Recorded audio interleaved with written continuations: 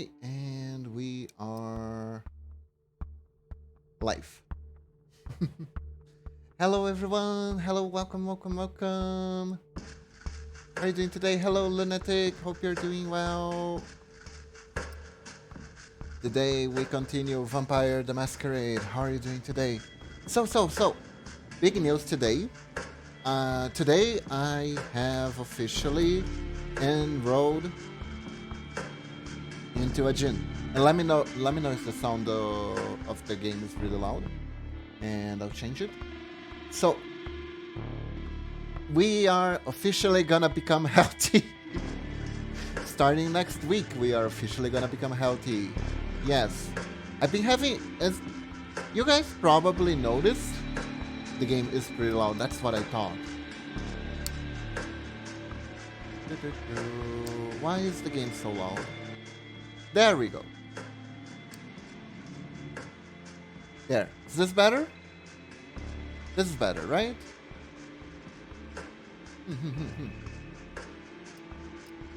So, let me see something real quick here.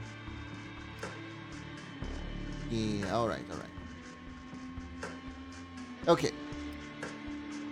As you guys may have noticed, I've been having a lot of trouble with hand cramps and my back and all that, and doctor finally came to a verdict that I need to go to a gym in order to fix that, because building up muscle is gonna help me protect my hand, gonna protect my back, gonna have a stronger back, stuff like that. It's all good. So yeah, by doctor's orders, I'm going to the gym now.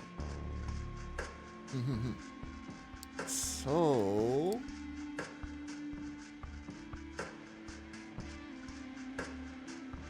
we were going to pick someone, I think. No, we're going to rest. Okay.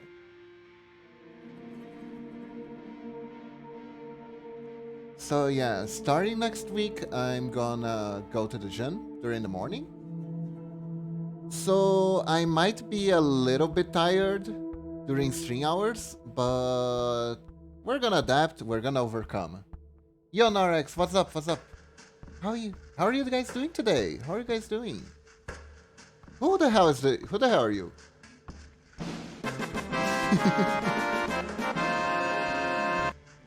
A nosy reporter, part 1. There's a sleazy reporter from a gossip magazine sniffing around Sophie's haven.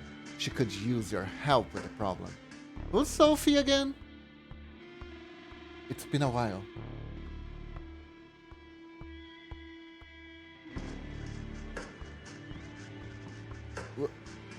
There we go. I'm scared of the game and checking 3D Marketplace for weird shit ever again. You're hyping this up to make me extremely curious. But I'm gonna take your word for it that I don't wanna know. Because I like, highly anticipated is never gonna be a good thing. So what do you guys think? Do we go with a blood sorcerer? Who the hell are you? Or do we go with this? With the gangrel neonate?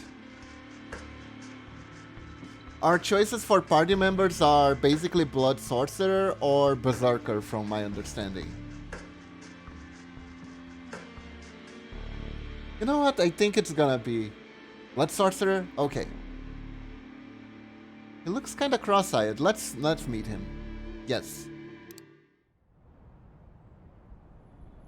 What I can do is send you the tag list later, and you tell me if you want to be anywhere near that. Sure. Though I can imagine it's not gonna be anything good. You arrive at the address given to you by Sophie. A small bookstore, smack dab in the middle of Broadway, of all places. What really catches you off guard, though, is the store's display. And I'll be honest, from Japan, I expect nothing less, because quite frankly, how the hell did they turn a certain Shimentai that had so many questionable tag lists into a gacha game. Nothing less than an absolute trauma fest. Yes, exactly, exactly. I was very unlucky looking for this kind of stuff when I was younger. And welcome, Habisco. Welcome to the stream. How are you doing? And I need my fan on because it's starting to get really hot in here. And it's not just me. What really catches you off guard, though, is the store display. From what you heard about the Tremere, they are infamous for their ties with the occult and mystical. And yet, now looking at the oddball collection of items in the window display, it all feels borderline satirical. The books here cover everything from Ayurvedic practice and homeopathy to wellness and self-motivation. The vaguely amusing juxtaposition doesn't just end there either. Oops. No, not the dictionary. Do I have a log? I have a log. The book covered motivational. You notice a copy of LaVey's Satanic Bible tucked behind a cheap smiling Buddha. A scientific journal on hematology sits next to a teen-oriented pamphlet on the blood type personality theory. A number of religious and quasi-religious symbols, lockets, pins, and various emblazoned paraphernalia are haphazardly strewn across the display and between the tomes. Before you even open the door, you can smell the burning incense and hear the corny, fast, stinged music sipping through the crackling speaker mounted above the entrance. You see a poster that reads that the earth is actually flat and you should drink your urine every day, sponsored by Facebook. It is much more quaint than what you expect from what Sophie told you about the so-called warlocks. It doesn't look like they have much interest in impressing outsider. Then again, if there's anything you've learned these past few nights, it's that appearances can be deceiving. At this time of the night, the shop appears to be closed. Regardless, you ring the bell. You hear someone shuffling around inside. A brief moment later, the latch inside the door is pushed open just a few inches. A tired-looking blonde in loose clothes appears in the crack. She seems confused, like you just woke her up. She lets out a yawn, scratch at her tattooed neck. Finally, she squints in your general direction. Her pierced lip curves into an awkward smile. Is Agathon in? Looking for a guy named Agathon? Is he around? The girl gives you a suspicious look over, but opens the door. She takes a few steps back, and you hear footsteps coming from behind the floral curtain that covers the back door. A bespectacled,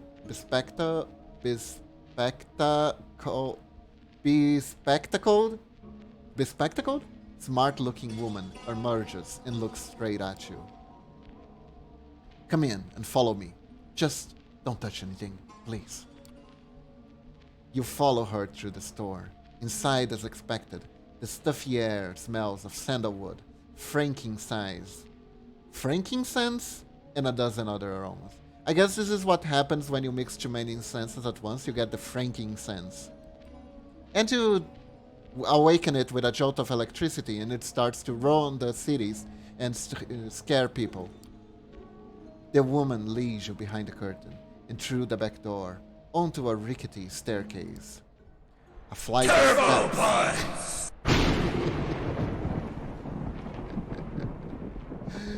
Nice.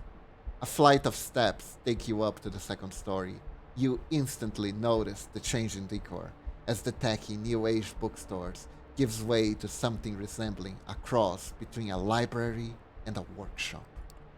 The smell here is strong too, but much more layered. You can smell the age-old Doritos crusting beneath the cracks of the door. And you're not sure what to make of it at first, but with each whiff, it becomes apparent. Blood. The aroma, though subtle at first, soon becomes overpowering. It takes you a moment to adapt and focus. I don't think you know who you're speaking with, so an introduction is in order. My name is Aisling Ailing? How did you pronounce this one, Norix? Ailing? Sturbridge. Ashling Sturbridge. And I am the High Regent of the Chantry of the 5 Boroughs. You are Peeps, correct? I have to say, you are lucky the ward outside the building is only there for notifications tonight. Otherwise, it would have been quite unpleasant. This is weird, don't worry about it. Fair enough, fair enough. To answer your question, Agathon's here, but he is hard at work and you wouldn't want to disturb him. Am I to understand this is a social visit? Hiding above occult bookstores, really? High Regent son. Let's butter her up. Let's butter her up. It's funny that everybody's so serious when they say Bibs. That's why it's a good name. That's why it's a good name to pick here. High Regent sounds important. High Regent of the Chantry of the 5 Boroughs. That's quite a mouthful. It might sound fancy, but it's because there's a well-established tradition behind it. One you'd be wise not to ridicule. Some might take offense. Me for one. I was trying to butter her up. I wasn't trying to be sarcastic. God damn it, game. I have done well. Yes, you did. Yes, you did. What is it that you're here for? Sophie mentioned Agathon to me. Let's name drop as soon as possible. Sarcastic butter. Yes. Sarcastic butter. It's kinda like butter, but not really like butter. So, margarine? Sophie suggested I should meet Agathon. She said he's quite knowledgeable. Did she now? Aisling looks you up and down. Her countenance seems unchanged, but you can tell she's judging what she said. That's new. Suddenly, a man enters from a side room. He doesn't even look at you, lost in his own thoughts. I have it, Aisling. I think I know how to find it. He catches himself as he notices you. His face turns sour. A visitor? Yes, we were just discussing you, in fact. Is that so?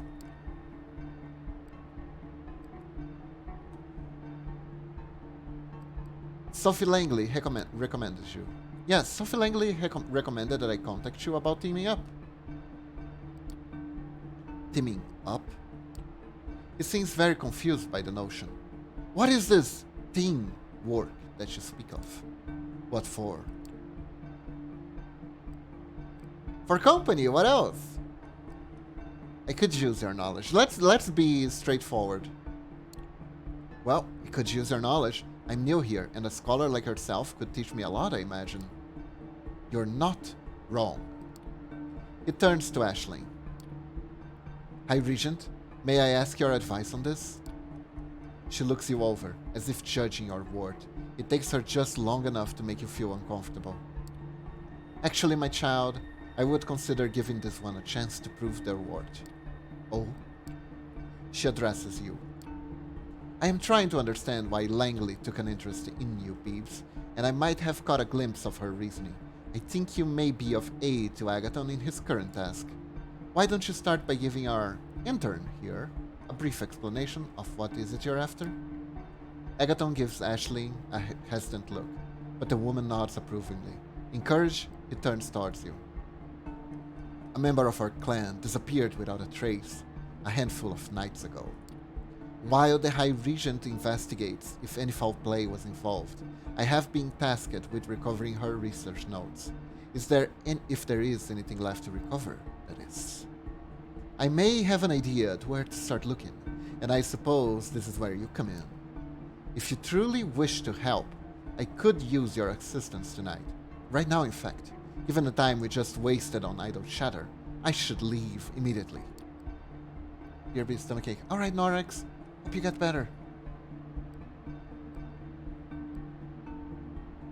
What's this research about? That research sounds pretty important. What is it about? A single glance at Aisling is enough. You can tell you're not getting an answer. At least, not for now. It is important to us, and that is all you need to know. These people are in the habit of making things simple, facing layers upon layers of secrecy. You can only hope that what lies beneath is the real deal. I'm heading out. Are you coming or not? Oh... yeah, sure. Sure, I'll join you. Very well. I can tell this guy is gonna be like the real, ooh, I'm so serious. He gives Aisling a slight bow. High Regent, with your permission? She nods. Before you go, however, Peeps, defer to Agathon in all things. Our clan values obedience above everything else. Prove you can follow, and this might turn into a mutually beneficial relationship. I will await his return, and his report. Good luck, my child. Agathon bows again and heads out, urging you to follow. The High Regent watches you leave. Outside, Agathon leads you to his car. It's almost funny seeing him get in behind the wheel. Somehow you'd expect a more mystical means of transportation, like a flying carpet, or perhaps... No, I cannot think of a flying carpet. Maybe a broom? Yeah, that would be pretty fun, wouldn't it? You drive south, heading to the Lower East Side.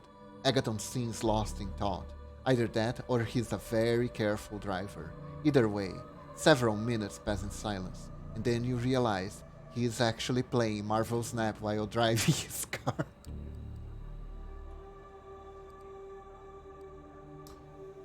I feel like he is the quiet type. Let's make the silence extremely awkward. I hide my phone in a desk and do a work lurk. Hey Whiskey, thank you for the lurk, thank you for the lurk. Hope you have a good day at work. You decide not to disturb his thoughts, and are surprised that it's him who breaks the silence, as you're about halfway over the East River. Let me ask you something. Why me? There's likely a couple hundred of us kindred in New York, yet you seek me out specifically. Why?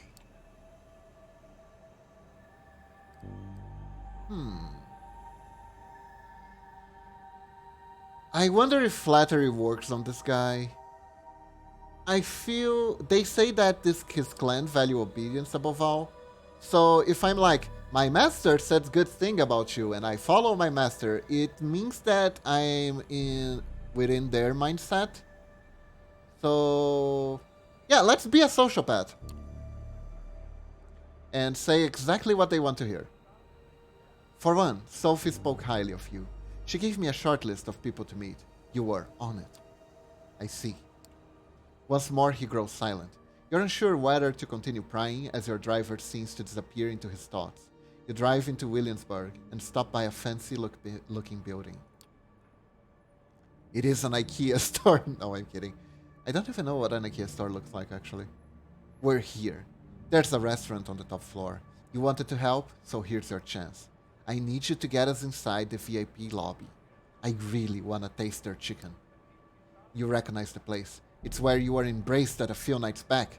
Funny how this restaurant is apparently a vampire magnet.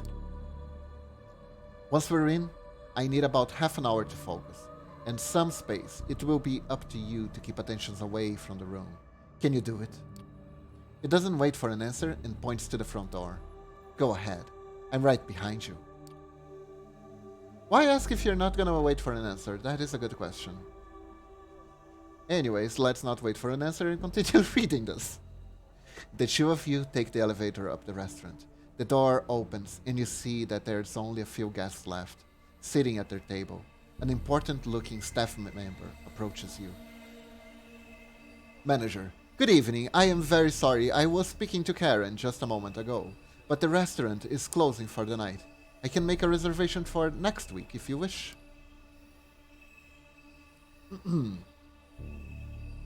Since we're already talking to the manager, let's use our current powers here.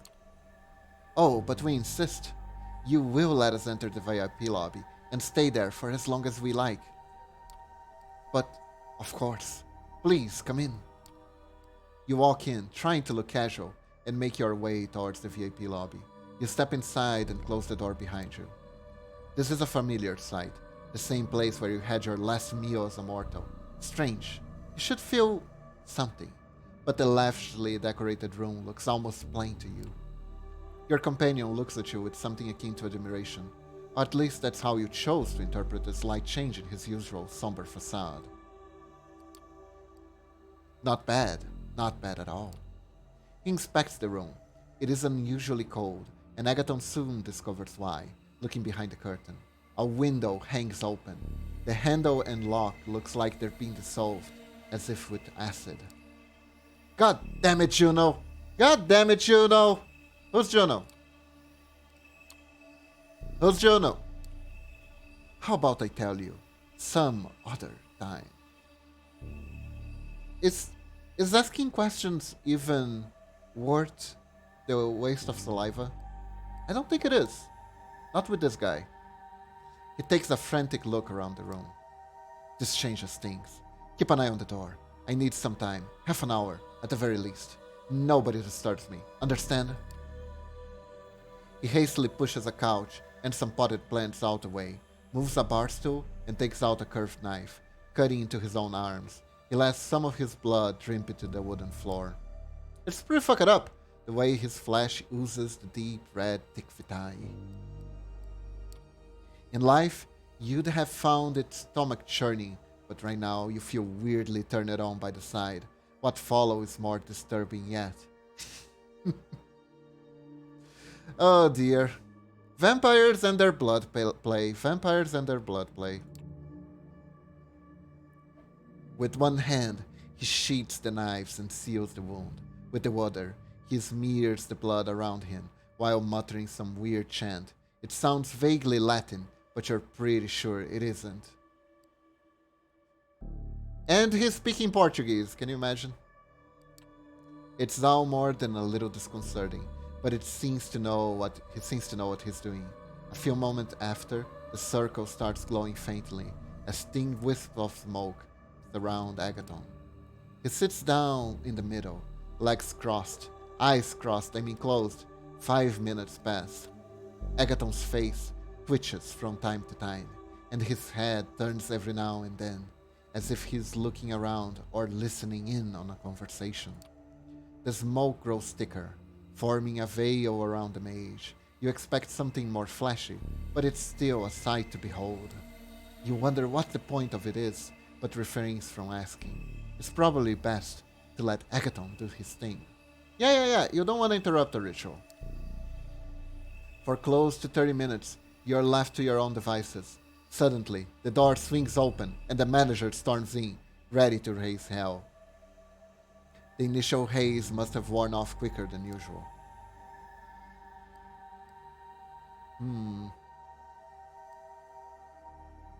Okay, we need to keep things down, because I think if we start arguing, there's gonna be yelling, and it's gonna break the guy's concentration. So, calm him down. You try to calm the man down, but you have none of it. He keeps shouting and threatening to call security. Oh shit. That's when Agathon finally gets up off the floor. He shakes his head and casually walks over to the sofa, picking up something from between the cracks in the upholstery. We're done here. Let's go. Who the hell do you think you are? Get out of my restaurant this instant. Not wanting to make the situation any worse, you walk out sheepishly. The manager follows you all the way to the elevator, shouting and cursing. Agathon doesn't seem particularly fazed by any of this. Agathon lives in his own little mind space. It's probably very, very nice. FML. I guess the game coming out did have a large karmic impact, just not on 3. Oh. Could your stomach really not handle the tags, Norex? Oh, I hope you have hope you're feeling at least a little bit better. The restaurant staff throws you some curious glances as you walk towards the elevator, but wisely decide not to bother you. It appears not. Ouch.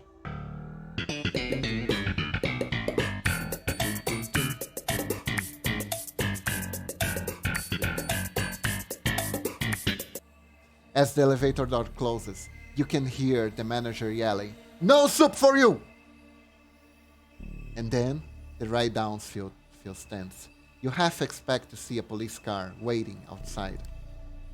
Agathon only seems to relax once you're back in his car. He starts the engine and takes a right at the Continental Army Plaza, back onto the bridge towards Manhattan. You're just about to say something, but Agathon beats you to it. That went better than I expected, all things considered. It might have been a trick of the light, but you're pretty sure you just saw a smile. Is it success or merely a trick of the light? I'm used to working alone, but what I'm dealing with right now, it might require some more assistance, and you seem capable enough. Found what you came for? So, I'm guessing you found what you came for? Sort of. Enough to continue the search, at any rate. That seems to deplete his social battery for the night. You drive the rest of the way in silence. Oh dear. I am, however, watching the feed in a forum as people go apeshit about the release. You know it's serious when in a traditional forum site, there's a new entry in a post once every 10 seconds. Oh, Jesus. Wait, they still have traditional forums nowadays? I thought they all died out. Wait, Discord. It doesn't take you long to reach the Warlock's hideout. Agathon waves you absent-mindedly, once again lost in his thoughts. Hopelessly so. One of these nights, you should probably take him up on his offer. Who knows if you gain his trust? Maybe you can actually break through his stoic facade and meet the man underneath. Yeah, I'm on one at this very moment. Amazing! Okay, so it seems we have time. What do you guys want to do? Do you guys want to meet weird religious vampire? Should we go after the person who's stalking us? Or do we go after the reporter that's stalking us? It's like hiding a body on page 2 of the Google search result. Turns out it's easier to hide piracy shit when you use a format presumed long dead. Ah, I see. That makes sense. That makes sense. That makes sense. Non-press stalker. Let's go. Someone is following you around. Has been for a few nights. Maybe longer. That can't be a good thing. The only question is, what are you gonna do about it, huh? Huh? What are you gonna do about it, punk? Huh? So, we can take matters into our own hands, or we can run to Mommy Dearest. I guess Sophie's technically our stepmom, because she adopted us. Stepmom, please help. I'm stuck in the dry cleaner. That's how the meme goes, right? Stepmom helps you get out of the dry cleaner. That's how the meme goes. Oh god, not the stepmom genre.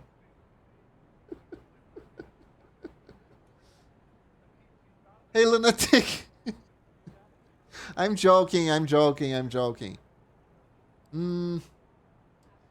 I feel like some action. Maybe we can feed on the stalker.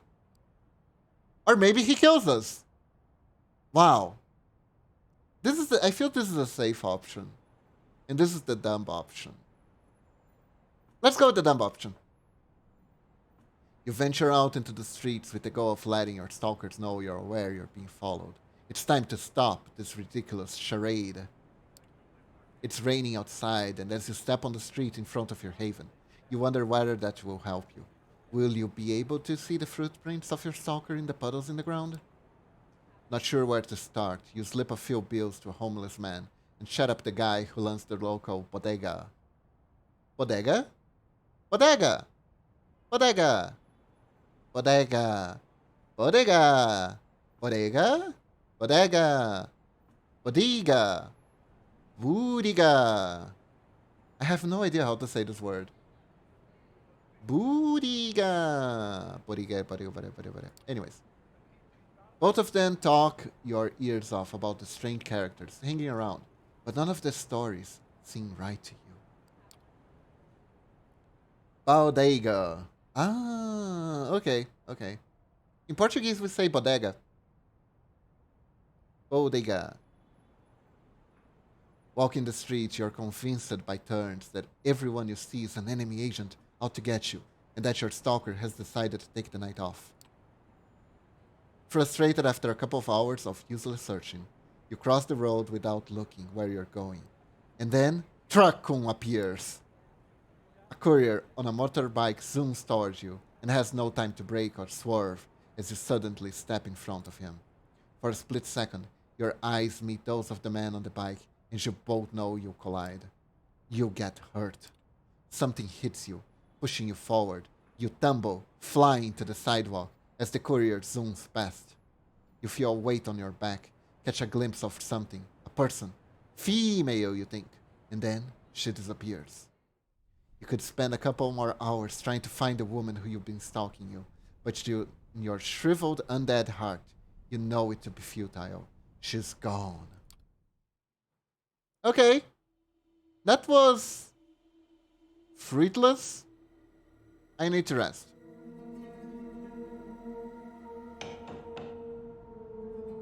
Qadir Al-Azmay, the sheriff of New York City, is knocking at the door to your haven. The sight comes in more than a little shocking. He may have business with you. You'd either expect to see him already inside or never see him coming at all. Yet, there he is, on the other side of the peephole, patiently and politely waiting for you to let him in. You carefully unlock the door and face him in silence.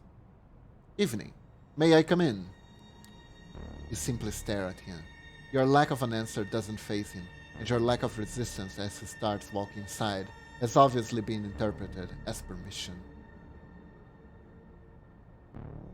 GW fucking baited me. What happened? Guild Wars? Oh, so these vampires don't actually need permission to enter. Okay. Once inside, he starts looking around as you cautiously stay by the door. Ah, Games Workshop. Okay, okay. Oh no, what did they do this time? Haven't you really had time to make this place your own yet, have you? It feels like Langley's apartment through and through, a secluded study where nobody studies anything. Wow, that's the vibe. Look at all these books I've never read, but they look so pretty on the shelf. I spent 60 euros to receive a voucher for up to 180 euros to use in November. Oh, wait. That sounds fishy. That actually sounds fishy. Oh, but you just said what I said. That's amazing. Look at this, all the books in these shelves. Obviously meant to impress guests, not to be read. They reveal nothing about their owner, aside from the aching desire to be taken seriously as an intellectual. I was saying that, Qadir, we have so much in common. Anyways, turns out 60 euros qualify you as an $8 voucher. 1,200 euros is what qualifies for a 180 euro voucher. Wait, how? What? How does math work? I figured, oh well, it's probably a lottery or something, but I'm running out of Nugget at night and Cheryl's purple anyway. Might as well get a model kit or something. Ah, I see. So you spend this much and you can get some... a discount. Jesus fucking Christ, that's a lot of money. Might get some free shit for November then. Yeah. Let me guess, 80 euro gets you nothing, basically, right? I hate that shit. But no, you get a 100 euro discount by spending. Jesus freaking Christ, that's a lot of money. 1,200 euro is too much. 80 euro gets 2 paint pots and a sneeze. Nice. The sneeze is on the house. He picks one of them up and smirks before putting it away. The phenomenology of spirit. Next to all of this garbage poetry, we can make a bet if she's read more than 20 pages. I owe you $50 and a gallon of blood. The kind of place that self-professed hermits entone themselves to suffer. Considering how much you have to run around these nights, you probably only use it to shelter from the sun and rest, right? Yeah, the sneeze and the nurgle codes where diseases gives you are completely free. Nice. Beautiful. Those come courtesy of Matt Ward. I don't know who that is. Even though he's obviously making an effort to come off as non-threatening, it is impossible to forget the first impression he made. And the second impression, when he chopped that guy's head off. You still see him as a fierce predator, trying hard not to expose his true colors. You sense a familiar fight or flight response as you struggle to find a diplomatic answer to his last question. If Qadir is bothered by your silence, he doesn't let it show. He keeps walking around, toying with whatever catches his eyes, and eventually, he speaks up again. Watching the baseball lately? If I had to guess, you strike me as a Red Sox fan. Now, he's inviting you to talk in a more direct manner. You attempt to overcome your physical reaction to him, and reply as casually as you can. Well, looks like we failed this no matter what. Which choice should I pick? I mean, the 3 dots can express a lot of joy, but the 3 dots here can express a lot of sadness, and the 3 dots here certainly express a lot of uncertainty. I'm gonna have to think really carefully about this answer. I think we should go with this, but I'm not sure. Maybe this one? I don't know. Middle one. What if the middle one gives us a bad answer? I think maybe we should go with the first, but you know what? I think I'm gonna risk it and I'm gonna pick the middle one. Your mind keeps going back to the night when everything was changed forever. Waking up in hell with a buddy next to you. Spending a night in that underground sweatbox, unsure of what will happen next. That endless car ride, 3 strikes, a bloodthirsty crowd, that blade. A rebirth, a baptism by fire, a frightening executioner who made sure the flame scarred your spirit. ... As you look into his face, you realize he's read the emotions from yours. Not in the mood to exchange pleasantries, There's no animosity in his voice. He's just stating a fact. Warhammer's real-life villain, according to many older players. Nice. So, his lead design, I'm gonna guess. Let me get straight to the point then. He momentarily stops caring about his surroundings, turning all of his attention to you, and demanding the entirety of your attention in return. You see, there's something I realized over the years. In large part, I may have been hired just to look menacing with a sword, but it is my job. It's all about seeing through bonds and relationships. The Camarilla would be safe as long as its members adhere to certain social contracts, making their dealings and affinities plain for everyone to see, but that obviously remains a pipe dream. This is a community born of conspirators, overly ambitious gangsters and politicians, monsters in denial, all sort of tragically broken individuals. He wrote some codices that were universally hated for many reasons, a lot of them actually good. Shit. They are driven by desires that make them incompatible with the Masquerade, incompatible with prolonged survival of the Camarilla, incompatible with the methods I used to operate. And so, I am doomed to be like a cop, constantly insulted behind my back, maybe for a good reason, but immediately called for help whenever someone loses their tableware. Or like the Agatha Christie protagonist, outwardly assisted by everyone, but constantly lied to about everyone's past and motivations, even if my failure is to solve the mysteries that might be the end of us all. I need to read Agatha Christie. I remember Momochi bought a bunch of Agatha Christie books to read, and I don't think she ever read one of them. Anyways. But she really, really liked the covers. It may have been an impulse bought, now that I think about it. He tried to sound like he's peacefully resigned to his fate, but it's easy to detect a tinge of regret in his voice. A voice belonging to someone who once had a bigger ambition than this. What broke him?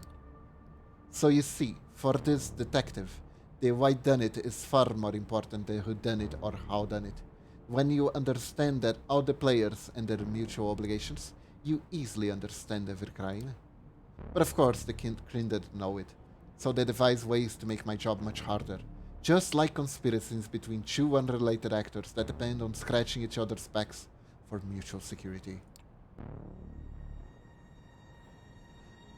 Or they enforce a bloodbound to make someone unexpected their thrall, a boss serving their employee, a rebel serving a tyrant, just because one is regularly being forced to drink another's blood. What has Sophie seen in you? Why does the prince keep asking me about your actions? How come you're being pushed to build your own coterie so fast? You are surrounded by unclear motivations, which you yourself don't understand. That unnerves me, and it should unnerve you as well. You unnerve me? I already called him fuckboy. I think I'm gonna try to be nice. And what are your motivations? Oh, and what are your motivations? Finally, you manage to raise your voice. Qadir notices the effort and smiles softly. So you haven't gone mute since the last time I saw you. Good. Well, I'm here for a selfish reason. I need to develop a rapport with you to better fulfill my obligations. The last time we met, I couldn't see you as my equal. Now that you've been accepted into the Camarilla, what choice do I have? I'd understand if you didn't want to see my face again, but I'm one of the faces in New York City community, and as long as you're part of it, it's going to be impossible to avoid me. Especially when I have business with you, and as I do. And as you might have guessed by now, one of my tasks is uncovering and understanding your bounds, and one of them might endanger our community. Well, that's not menacing at all. Who is he talking about?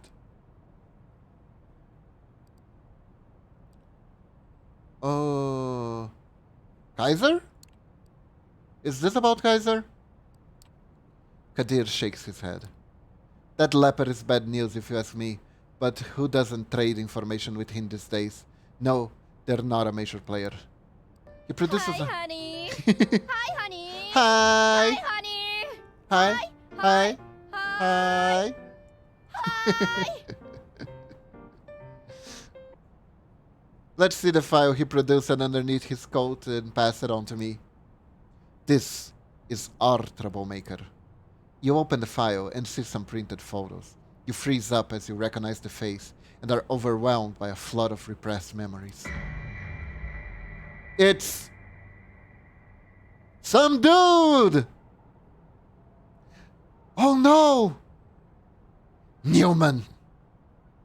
God damn it! It's the mailman from Jerry Seinfeld! What is Newman plotting this time? Oh shit, it's famous Jewish painter Barnett Newman. No. It's the mailman from Seinfeld. His name was also Newman. Remember? Jerry's arch nemesis? Newman! Benjamin Newman. The most prestigious office worker of New York. Hold up. Doesn't Seinfeld happens in New York City too? Yeah, Seinfeld happens in New York City. All 90 sitcoms happened in New York City except for Frasier, which was in Chicago.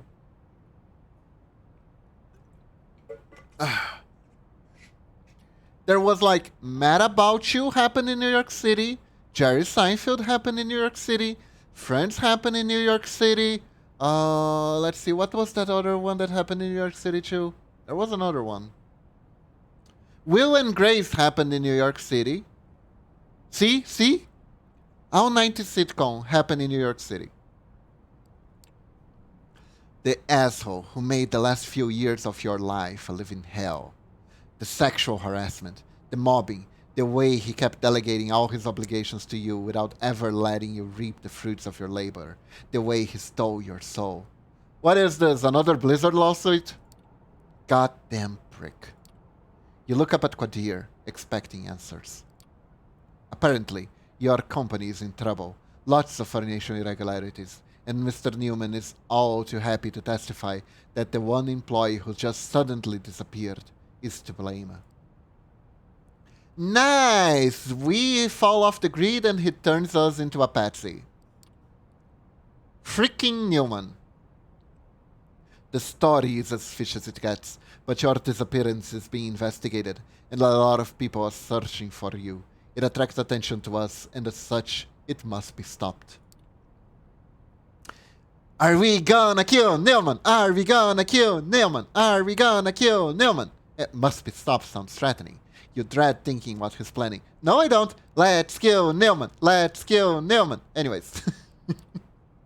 I'll arrange for you two to meet tomorrow, so that you can straighten the situation out and say goodbye to the life you've forsaken. Yeah, let's get the fucker. Yeah, you arrange. What? Your eyes must look like saucers right now. Because there are tiny aliens coming out of them. Usually, these matters are left to my discretion, and I can think of an easier solution. The lost sheep reappears, takes care of unfinished business, and disappears, never to be seen again. Nobody cares. It is simple, it is clean. No contrived schemes, no unnecessary victims. But we're gonna kill him, right? And it gives me an opportunity to learn more about you as I observe. When neonates interact with kind they used to hold dear, their true natures are laid bare for everyone to see. I wanna kill him. Is that okay? Now I'm unsure. Now I'm unsure if he expects me to kill him. This could be bad. Of course, he's invested in being kind to you. Or he's making it clear in his self-serving intentions so that you don't start figuring them out yet. Any objections? Objection! Any alternatives are probably worse. You shake your head. Very well. I'll arrange a meeting and drive you there tomorrow. Better come up with a load of bull that's easy to swallow.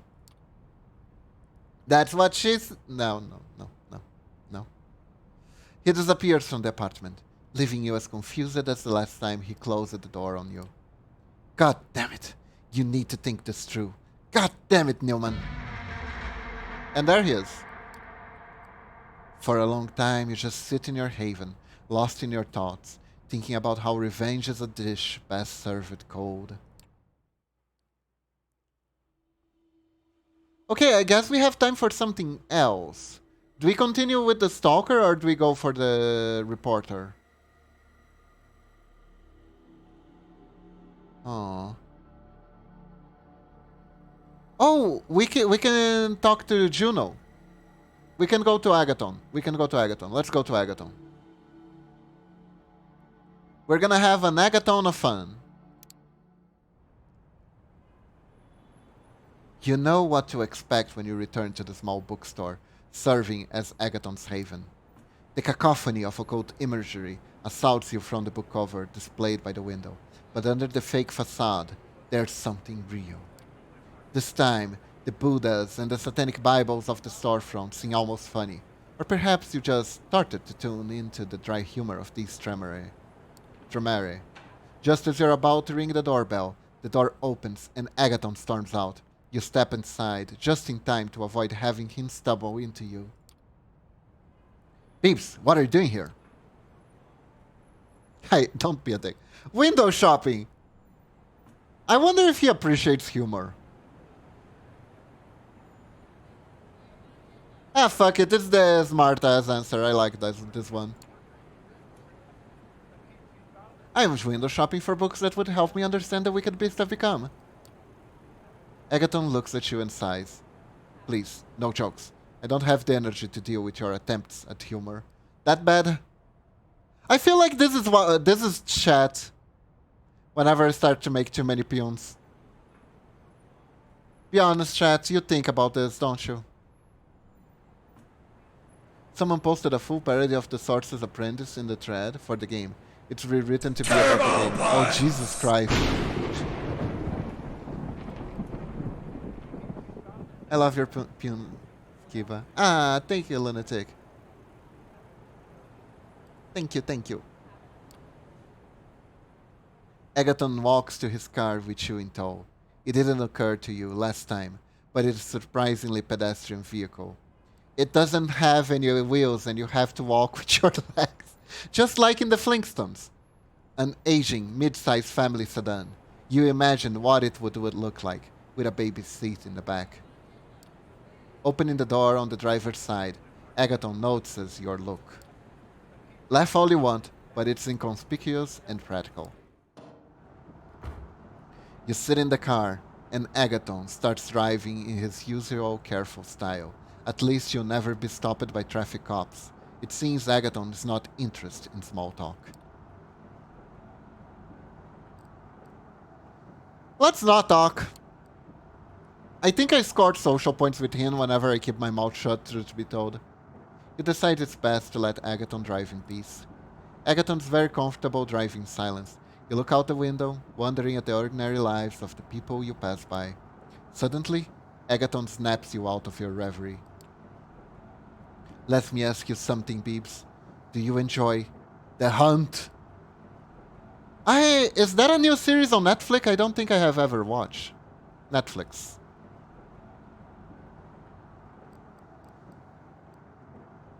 What hunt are we talking about?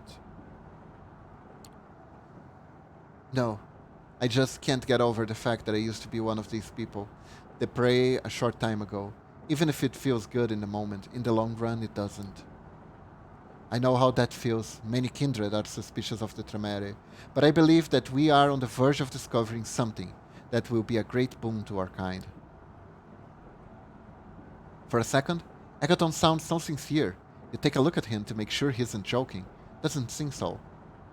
Agathon is a good egg! I kinda figured, actually. You exit Manhattan over the Brooklyn Bridge, and as soon as you reach the side of the nightclub, that seems to be your destination. It's on the riverfront, a converted former warehouse. After Agathon parks the car, it's time for you to enter the nightclub. You glance at the Tremere, evaluating him. It is obvious that this is not his kind of place. You may have worked in finance, but your colleagues got into some crazy shit if they did enough cocaine. You're not a party girl, but you don't stand out in a nightclub. Agathon does. There's a good chance the research notes are here. Let's go. Let's not waste any time. Excellent. Yeah, so Agathon is silent, straight to the point. I'm gonna remember this for my answers. There's a line into the club. It looks like a popular spot, even if based on the crowd, this is not exactly a place for supermodels and celebrities.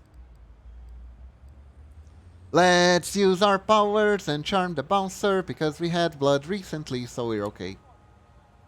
You walk up to the man at the door and smile. Hey, remember me, right? Mind if we go in? Uh-oh. Using the power made us hungry. Am I being reckless? Probably. The bouncer looks at you, taken in by your supernatural charisma. It doesn't matter whether he really remembers you or not. Sure, go right in. Have a great night. You walk into the club, ignoring all the people standing in line. They don't have faces anyway. The artist didn't bother to draw them. The music beats down on you, bringing with it memories of a human existence. The first time you went dancing with friends, when you flirted with someone on the dance floor. My memories of clubs like this is horrible. I think Momochi may have told this story. The one time I actually went to this club, it was because my mother got invited into... I guess not exactly... Yeah, she got invited, but really I think the right term is roped into an event that she couldn't say no to. And we joined her because she didn't want to go alone. So we got lost while she judged some horrible Miss Whatchamacallit contest. You know the type? Pageantry types contests. And I remember feeling so bad in a place like this. When I went to a club, I didn't want to be there, but had to go. I couldn't get out of it. Yeah, basically. That sums it up about right. Same as me and Momochi. On the bright side, they did had these like breaded provolone cheese cubes that were absolutely delicious. I just sat there by the entrance, breathing in secondhand smoke for 3 hours. Ouch. Me and Momochi, we just sat by the bar and ate the breaded provolone. I've never been to a club before. You're not missing out much, lunatic. I don't think so, at least. It's not a comfy place, I don't think. This time it's different. You're a predator, and everyone around you is a prey. Tightly packed, twitching sacks of blood and tissue. You sense the emotions all around you. Blood tinted with happiness, lust, rage, jealousy, love. A buffet of sensations. Focus. Keep your eyes out of trouble while I look for what we came to find. You nod and follow to Agathon through the throng, trying to ignore all the warmed flesh and circulating blood around you.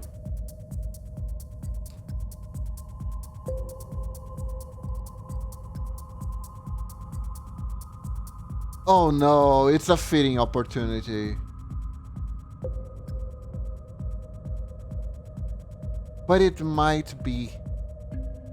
You need earplugs when you already have hearing damage. That's not good, Felv, but also welcome. Welcome to the stream. See this blood on the side? This means I'm hungry. It is a fitting opportunity. And I already lost control once, and there's like 3 people running around my neighborhood looking for me.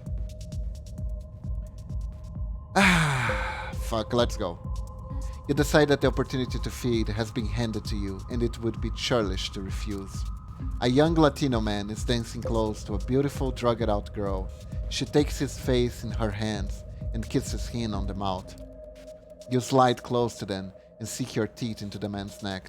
He moans from the pleasure of the kiss, and the girl assumes it's because of her. You check to see if nobody's watching and lick the wounds closed before disengaging and returning to look for Agathon. You find a young, intense woman pointing a finger at his face. Agathon, you traitor! Don't you dare stand between me and what's mine. Oh my god, look at that freaking hair! It's standing up ready to strike. Jesus fucking Christ. Anyways. You look at the woman in surprise. Her appearance stands in contrast with the anger of her words. Juno, you know Aisling will not let you leave with the notes. Perhaps she won't let you leave at all. Juno pulls close to Agathon's face and stage whispers, loudly enough so that you hear her over the music. You're still so brainwashed that you care about what Aisling fucking Sternbridge wants. I'm done jumping through her hoops. I don't know what I saw in you, Agathon. You're such a lapdog. Look at that hair. What the hell? It's like it doesn't fit her head properly. That hair was only like 5.7 out of 10. It's like one minor villain episode to your hair. I wouldn't be afraid of that. I see.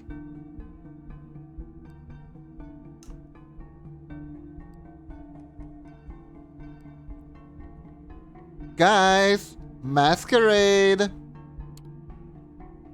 Look, are you sure you want to talk about all this in the middle of the fucking dance floor?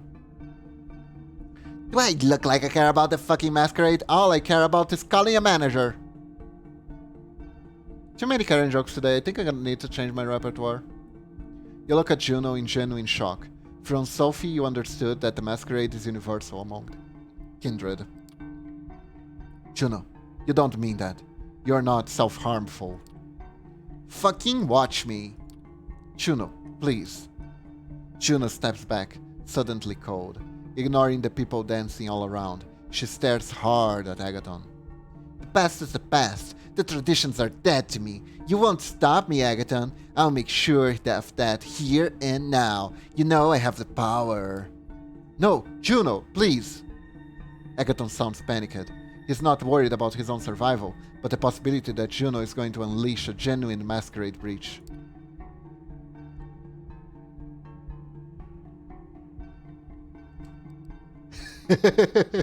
I wanna do this so badly, but it's gonna call so much attention to us. Let's try presents. I don't think she's immune. Let's go. Calling the powers of your blood, you step closer to Juno, calling between her and Agathon. Agathon was being an asshole. Don't hurt yourself just to get back at him. He's not worth it. Juno looks at you in the eye, and you can see that she's tired and scared. Defecting from the Tremere is not easy or safe. You're right. She turns to go, then stops and glances back at you. You should pick better friends. With that, Juno walks through the oblivious dancers towards the exit. Looking around, you realize that Agathon didn't stay to witness your exchange with Juno. Instead, he worked his way around the dancing crowds, looking for the notes using his arcane methods.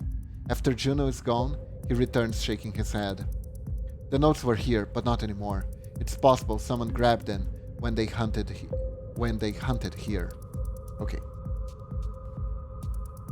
My god, I have been awake for 5 minutes, stops and sneezes 8 times for the love of god. Oh god, that's horrible. Allergies, Valve? After making sure Juno is nowhere to be seen, you and Agathon push your way back outside. Outside, you walk to Agathon's car and drive back over the Brooklyn Bridge to Manhattan, heading from Agathon's Haven.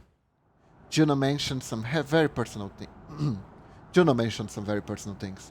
I trust your discretion in not discussing those things with Aisling. Of course.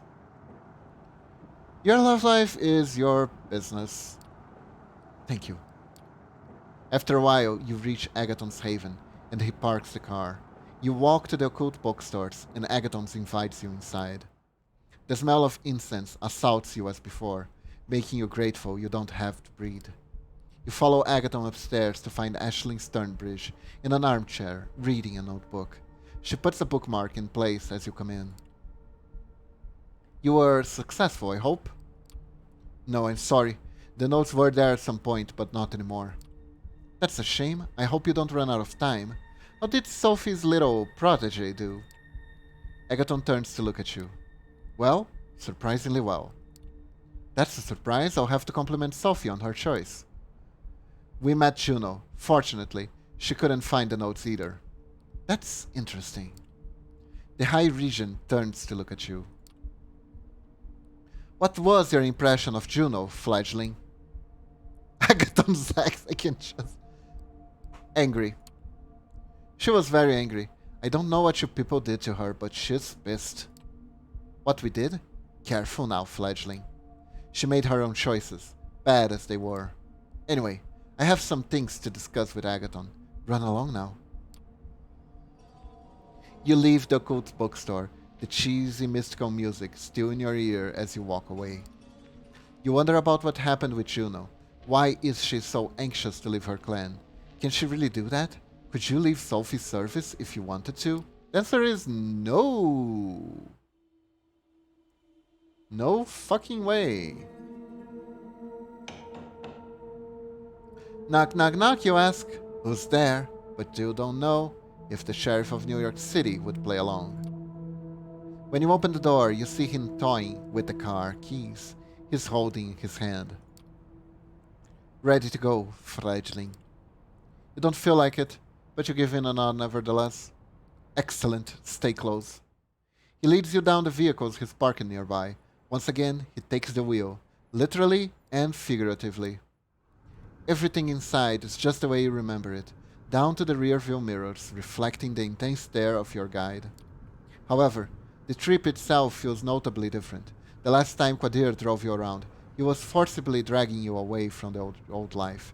This time, he's pulling you back into it. God damn, Newman! You're getting violent just thinking about him.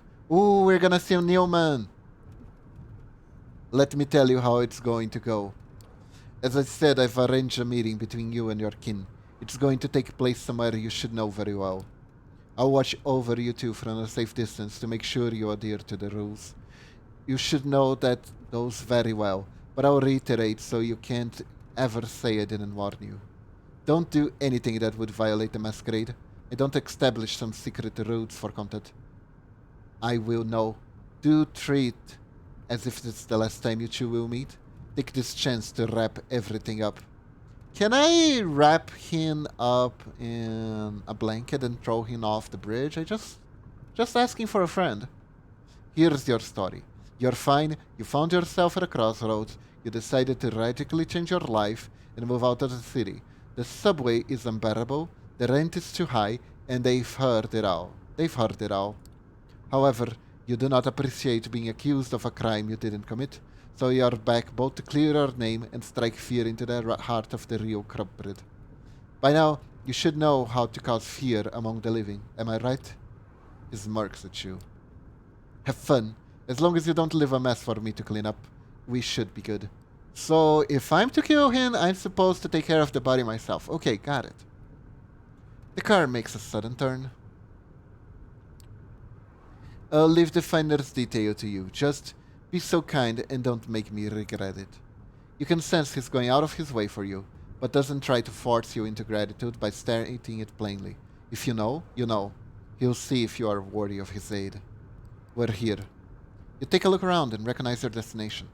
You was right. It is a familiar place. It's the office in which you wasted the best years of your life. Newman should be up there.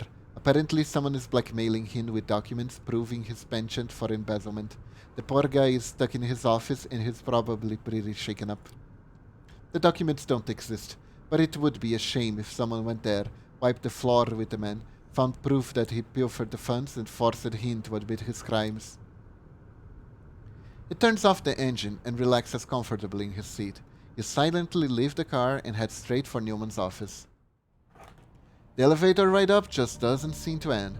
After what feels like 5 hours, but in reality is closer to 30 seconds, you finally reach your floor. Let me drink some water. Your ex-boss is sitting in his office, just like Kadir said. He looks, how can you put it? As if he had just Googled body language of alpha males and attempted to poorly copy the most cartoonish posture in order to intimidate the blackmailer. The alpha male grind set, the omega male grind set, the, I don't know, theta male grind set or whatever. Jesus fucking Christ, this game. Out of habit, you take a deep breath as you step inside his office. Peeps. Stretch. Thank you, Norix.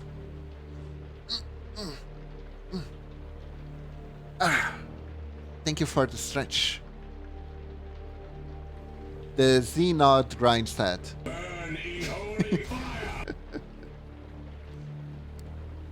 He immediately relaxes. It's just beeps, his eyes says, as a slight grin appears beneath them. Forget to ask for a vacation. People were worried, you know. Not to mention, overwork it to hell and back, then overwork some more. Someone had to take over your responsibilities. And guess what? Just as we started digging into your work, some unexpected financial irregularities started popping up. We'll need to work a common story to explain those, you see? You keep quiet and just stare him down. The poor idiot still thinks he's the predator in the room. Let's see how long it takes for him to realize his mistake. Newman senses that you're different somehow. He attempts to stare back, but fails to withstand your glare. He starts to wonder what's going on and quickly arrives at a conclusion. Wait a second. So, you're the one who sent me that message? Now that's a laugh. He starts approaching you. Sweetheart, if I'm going down, you're going down with me. You think you could convince anyone that you never knew what was going on around here? Fat chance. That chance is fatter than me, and even if you did, you know my friends, they'd never let you live it down. He is right in front of you, licking his lips, pondering the best way to display his complete physical superiority.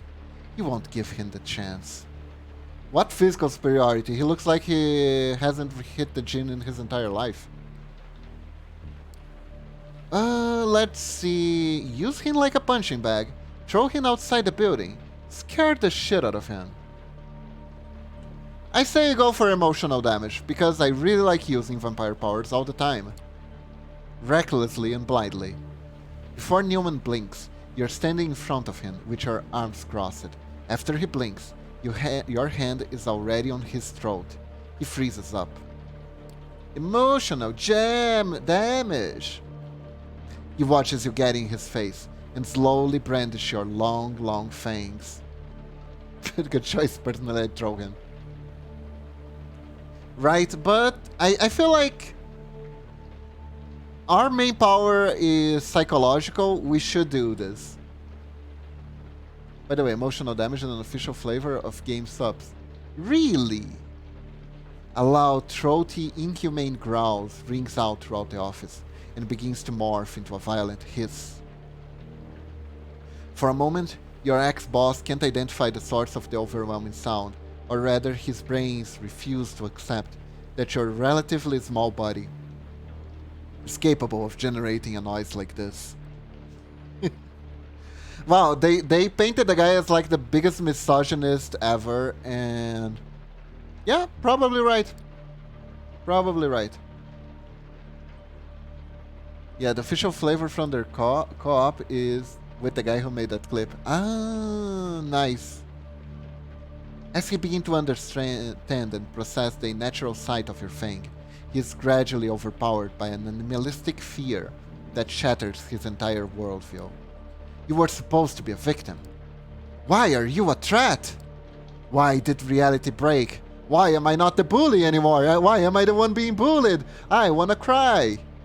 You slowly tighten your grip onto his neck, not hard enough to trigger a fight response, but enough to strike a deeper fear into his heart. Kneel before Zod. Newman complies with your demands, squealing softly, a single tear making its way down the stubble of his cheek. Fuck. Obey. I'll do whatever you want, Mommy. Just please don't kill me, Mommy. Please, Mommy, please, Mommy. You gather your strength and throw him, slamming him against his desk. Man, that is one weird chicken noise, right? Fuck!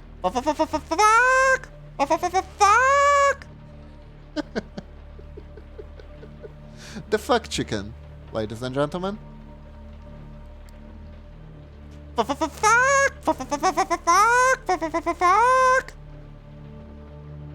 born boardroom predator has met his better in the place he least expected. You slowly starts walking towards him. Stop! Stop! I'll get it! I'll do it! I'll fucking do it! I'll do it! With shaking hands, he scrambles towards the safe on his shelf. He opens it, it takes out some documents inside. This is what you want, right? This is what you want! Why do I feel like a meme for the Asians was just born right here from? The fuck chicken? Amazing.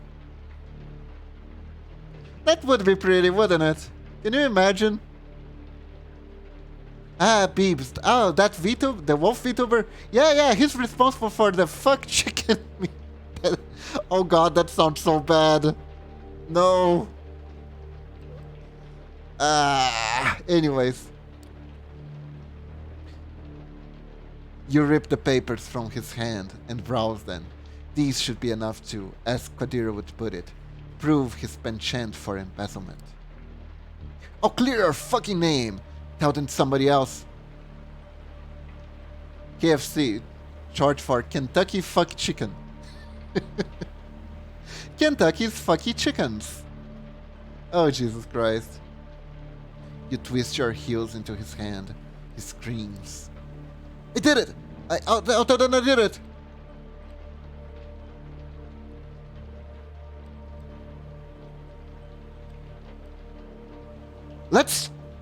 I feel like this is the power move. This is like the ultimate power move, isn't it? We just leave in silence. And he's not even sure if we're satisfied or not. And he's gonna have to watch over his neck for the rest of his entire life. Let's do this. You simply turn around and start walking away. You walk into the elevator, press the ground floor buttons, and wave at Newman as the door starts closing. Thank you, that was such a nice touch. He mumbles something under his breath and winces in pain. Back to Kadir's car. Once you close the door, he instantly puts his foot on the gas pedal. Did you see the interview with the chicken that survived the KFC meat processing plant? Harrowing. Baka baka baka, the things I saw. Oh, but for real though, I don't know how it is nowadays. I heard that there were some really concerning stuff that they did with the chicken there. But anyways, walking off in the pitch with no regrets, said everything you had to say, wiped the floor with him, and got the documents that should keep him in check. That asshole will look over his shoulder constantly for the rest of his life. Yes! Exactly what I want. Qadir smiles deviously. Looks like you can take care of business as expected. I don't need to tell you to hang on to those documents, but keep in mind that you can use them for more than a security guarantee. We're always looking for more contacts among the big fish. Once you settle in, you can use what you know of Newman to convince the elders that he's better off as your ghoul. Now that's an enticing thought. You're surprised at his suggestion. The car speeds up across the intersection before the light turns red. You give Qadir a good hard look. Oh, how the tables have turned. We can now become the abusive boss. Of the abusive boss. Fun fact, the line speed for those plants is subject to very lax restrictions in several US states, so much of that is legitimately dangerous. Blink at the wrong time and you might get your hand cut out. Gotta pee? Too bad. Bring a bottle next time. Oh god, no. No. This kind of workplace needs to stop. This needs to stop. It's time to stop this. We can do better as a society. You know? People are working, they're trying to make a living. Give them some dignity and respect, for God's sake. Imagine having to pee at your workstation cutting poultry for food. Yeah, and the pee gets on the chicken too. Like, it's not... Why are you doing this? You're not really winning doing this. What the hell is wrong with people in charge? The car speeds up as you cross the intersection before the light turns red. You give Qadir a good, hard look.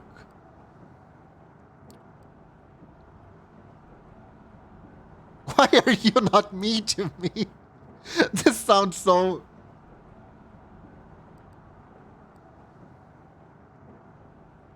But Beebs, number go up. Ah, Jesus Christ. Yeah. Yeah. Numbers are dangerous, Norix. Numbers are dangerous. You know what? Let's be heartfelt. Thanks. Doesn't feel like a, how do you call it? Very vampire thing to say, but you say nevertheless. He's visibly taken aback, and his usually furrowed brow smooths out for a moment. Then, he takes on a serious, slightly sorrowful expression. Don't suck it up to me, kid. Mr. Bad Guy is still here, and without a doubt, he will go back to decapitating suckers like you anytime now. The car starts slowing down. We're here. You look up the window and see your haven. Take care, I'll see you around. Just pray that I don't have to see you too often. Oh my god, my dog is sleeping with her head resting on my foot, and it's so cute. But she's also so hot, and my foot is burning up. But it's so cute! Aww. Guess my foot is gonna burn up for a little while now. You leave the car and start walking to your haven, thinking about Qadir. You can't say you're fond of him, what with the welcome he gave you and all, but after tonight, you can't say you aren't either. You're gonna need some more time to understand him, that's for sure. That sounds like a pote for R. Straightened feces. What is that? Is that a real thing? Okay, so let's go back. Let's look for the abuela. My grandma, my grandma. Huh.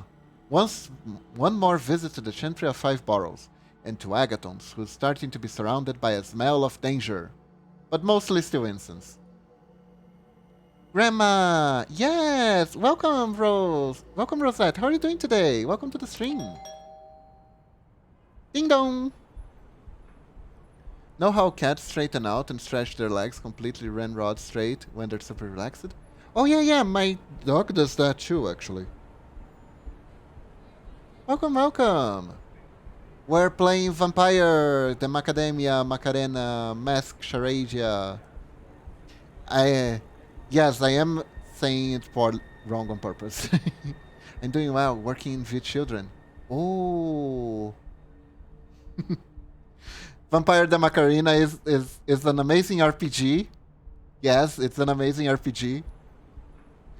And one of the very few vampire RPGs that incorporates dancing rules to its mechanics.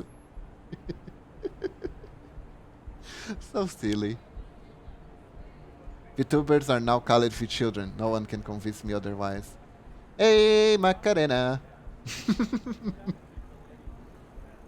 Oh, yeah. But great to hear. I hope everything goes well. So you have healthy children. Healthy V children. One of these nights, you'll have to buy something. You reflect as you ring the doorbell of the occult bookstore that serves as Agathon's haven. Perhaps something about auras or the tarot. You should buy a tarot deck that has cute cat portraits on it. At least it's good decoration. Hey, thank you for the pet. Man, if I ever meet a girl who can scream like Pipkin Pipa? What is Pipkin Pipa? What? Healthy Cloud Children. Yeah. She's a very special VTuber. Oh, I see. The same sleep-deprived blonde woman you saw on your first visit opens the door for you. Each kindred has their own servants, and Agathon seems to go for the tired Wiccan mom type. Ah yes, the good old tired Wiccan mom type. What? Oh, it's you. Come in. The woman disappears into the back room, even as you close the door behind you. Lacking any better directions, you make your way up the stairs. Man, I just had a flashback. Yes, it's very specific. I just had a flashback to the bookstore that I used to play card games in. They used to have a special place where you could play, right? They have a playroom, so you could play card games there. And the owner was having trouble with some Magic players that would go there. They wouldn't actually buy anything ever, and one of them would even actually buy booster boxes from the internet and try to sell the boosters on the store, where the bookstore owner also sold Magic boosters. You know how he got rid of them? Instead of banning them from the store, all he did was... Oh my god! What? Oh my god, thank you for the 5 gift subs! Rosette, thank you so much! Thank you! Let's Macarena! Hey, Macarena! Baila porque la menina Macarena, sente la menina Macarena. Baila porque la menina Macarena. Hey, Macarena. I remember most of the song. Thank you so much for the support. Oh, I give a gift sub for Nanolis. Yes, she hangs out sometimes. Thank you so much. Actually, sometimes pretend you didn't see her.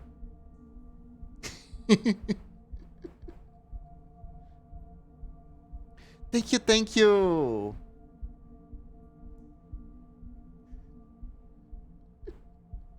Thank you so much. Thank you. Oh, really, really, I really appreciate it. Thank you. Oh my god. Oh my god. Okay, okay. Let's get back to the game. But also thank you. I don't know what to say at a time like this. Ah! That one usually comes as a shock to anyone just finding out about this. It's funny as fuck every time. Now do a flip. A flip? Okay, I'll do a flip. Hold up. Do.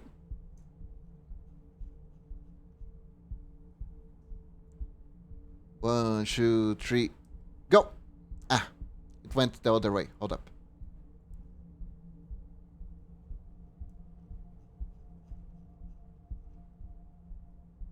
One, 2, 3, go! There we go. That was a flip. Hell yeah, ninja flip. Beep's turning into a shuriken like the ninja he is. Dolphins that are an echo. Kiba, when I get on a break and can listen to stream, I've got an idea to share with you. Oh, okay. I want to listen to it. And you're upside down. No, I'm not. I was flipping.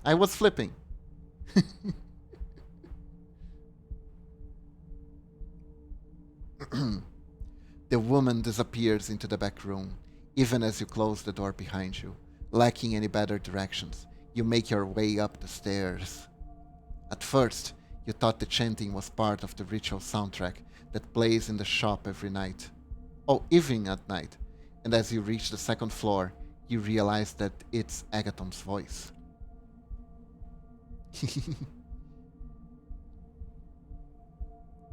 Whiskey's a lurking. You come up just in time to see him standing in the middle of his ritual paraphernalia, with his wrist cut open over a wrought iron stand holding a blood-red stone. As Agathon chants, blood drips from the wound in his wrist onto the stone. It looks as if he's absorbed into it. It's probably not a good idea to interrupt blood rituals, so you wait in silence as Agathon finishes. A few minutes later, he opens his eyes and smiles ruefully, whatever the hell that word means. Whiskers the foot cat brand? It's Whiskey Weeb. Blah blah blah, Whisker sachet, blah blah blah, Whisker sachet, blah blah blah, Whisker sachet. I've done so many of these rituals. I hope it's not too off-putting for you. Agathon smears a bit of his own blood over the wound, and you see it close. It looks like he does this so often, he barely pays attention to it anymore. Rueful, with some amount of regret or shame.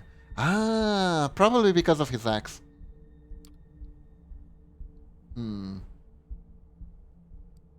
It's icky. Are vampires supposed to be into blood?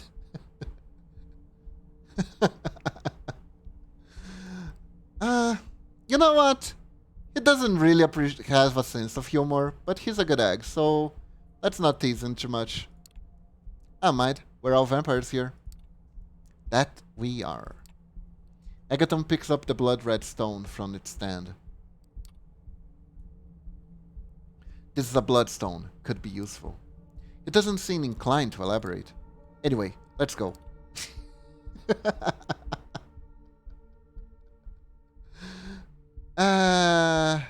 Agathon has the social battery of a shutting, let's be honest here.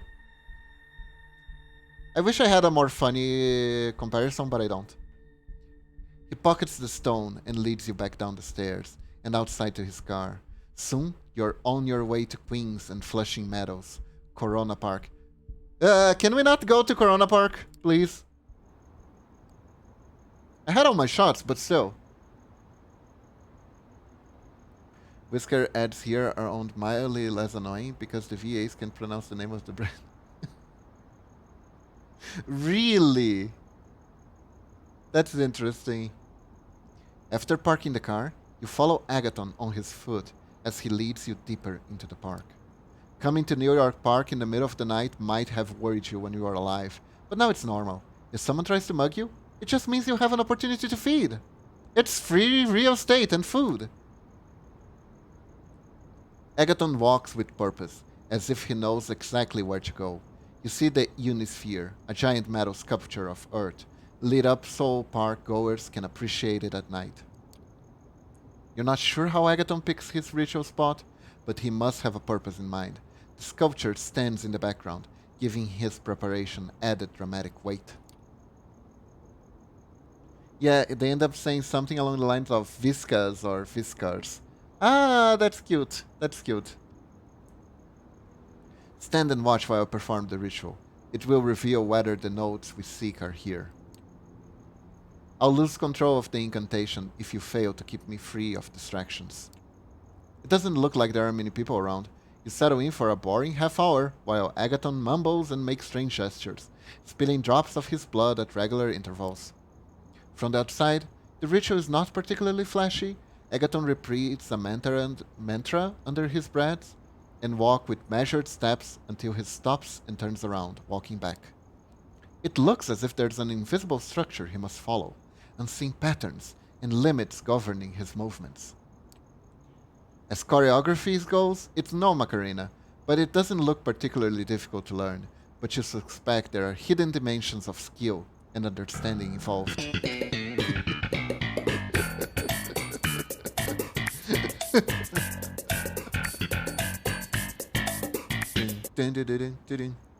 A lone, drunken woman walks towards you. Hard to say what she's doing in the park. She's a little older, white, dressed like a suburban divorcee. What's your friend doing? He's kinda hot. The woman's words are slurred by alcohol, but she seems to have decided that you are this evening's entertainment. Hey, stop being weird and talk to me. Yeah, this game is oddly specific. That's because I'm supposed to be looking for my favorite blood type. The woman seems determined to walk past you towards Agathon. This looks like just the kind of interruption that he was worried about.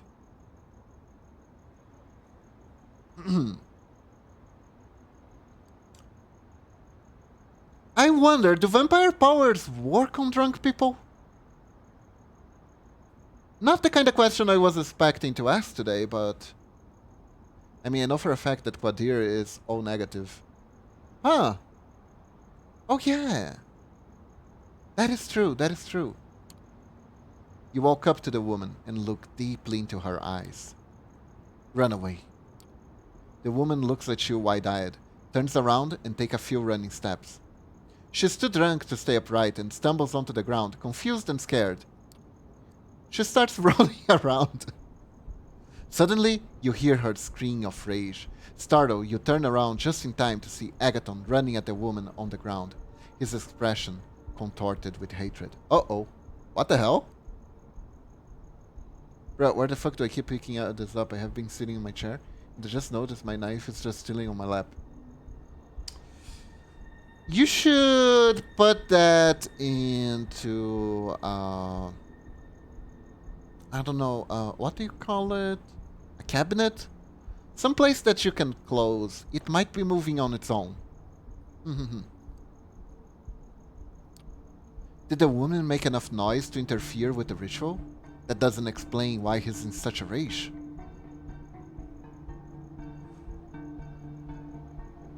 Jeez, Agathon doesn't seem like the type to just lose it. Huh.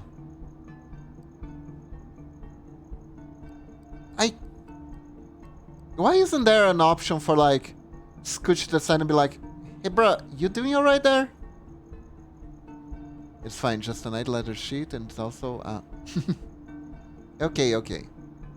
Just be careful. I know you are, but still. You step aside as Agathon leaps into the woman, sinking his fang into her neck as she screams pitiably. The woman's screams quiet down as Agathon drinks more and more. Don't let Agathon kill the woman. You pull Agathon away from the woman. He struggles, but he's clearly not used to physical scuffles. He's a vampire nerd because he's a mage. Agathon looks at you wide-eyed and suddenly snaps out of it. He stares at you in embarrassment and horror. You shouldn't have had to see that. I am really sorry. Something triggered one of my wards. We have to go now. There's no time to waste. Agathon starts running toward his cars, and you do your best to follow. Usually, Agathon drives more carefully than most humans you know, but now something's different. He's speeding, honking at every car that gets in your way. You're driving towards the Bronx, and twice Agathon almost collides with another car.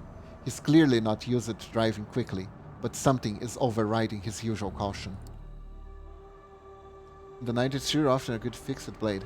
I cook at this thing, I dress games with it, I eat with it, just kinda that redneck way, kinda cowboy-like in the sense that your knife is everything. Oh, I see.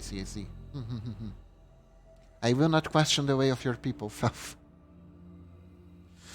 Just joking. Just don't use it like a thrill diver like some people. That would ruin it, I'm pretty sure.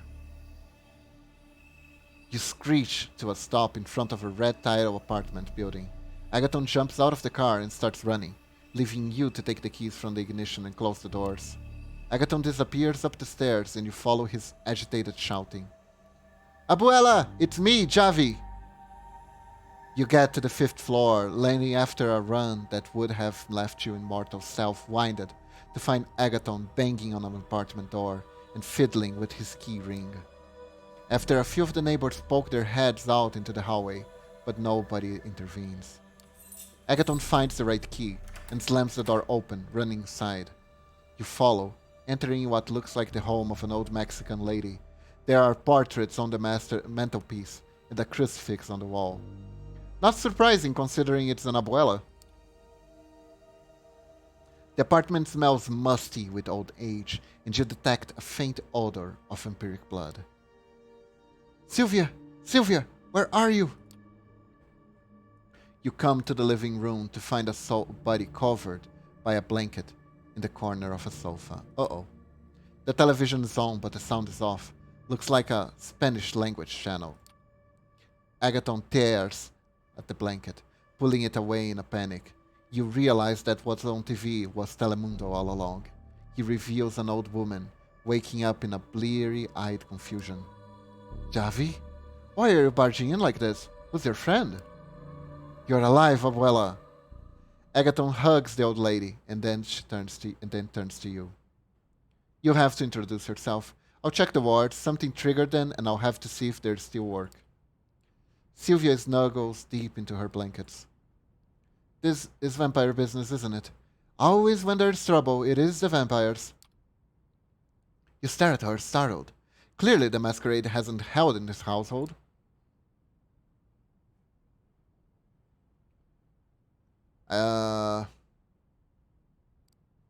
Play down the trouble. Be honest. I don't know how much she knows. It would be kinda risky to be too honest. Let's play down the trouble a little bit. Hi, I'm Bibbs. You're his grandmother, right? He's just worried. Why is he worried about me? He should be worried about himself. All that blood drinking. This is about the girl who came visit. I can tell. Xavi was never good keeping secrets, so much like his mother. You hear Agathon rummaging through the small apartment, almost as if he's scratching at something on the walls. He's always doing that, writing on the walls with blood, making runes. I tell him to cover them with the photos and the paintings, but he won't listen. I have to do it myself. That explains the faint smell of vampire blood in the apartment. Otherwise, how can I invite friends for tea? They'll ask questions if I have runes all over my walls. It doesn't look like a Christian home anymore.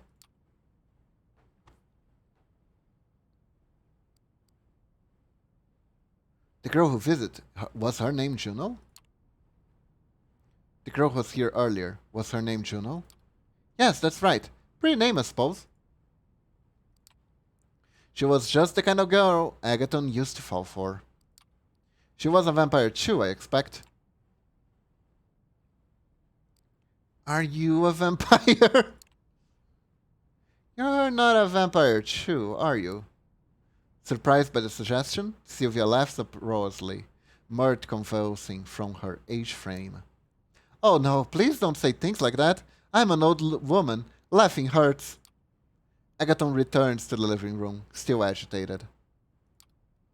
She wanted to send a message. If we don't let her find the notes first, she'll hurt my abuela. He glances meaningfully at the old woman. No, she won't. She gave me a message for you, Javi. She said to think very carefully whether your clan will really protect your loved ones.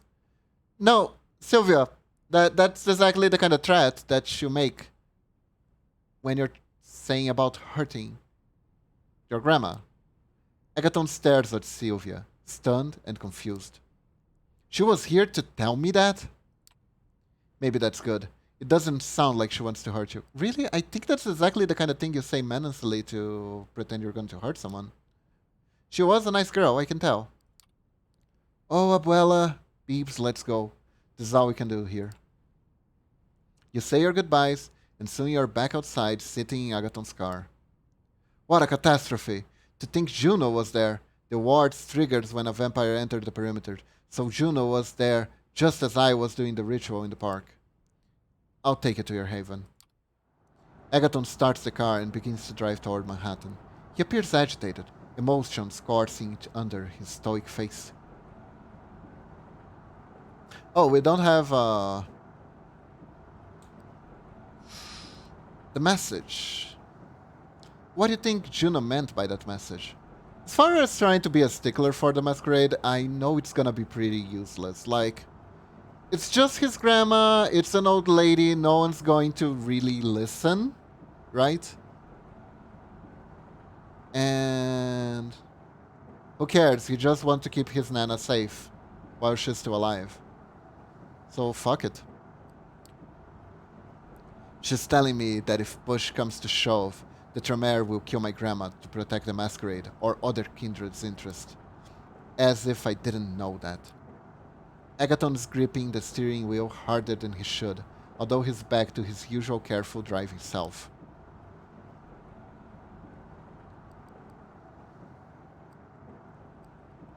Juno might still have feelings for you.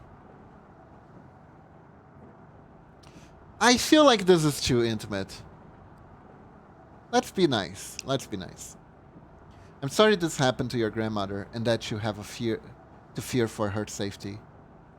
This is what it's like for all kindred who have a mortal they love.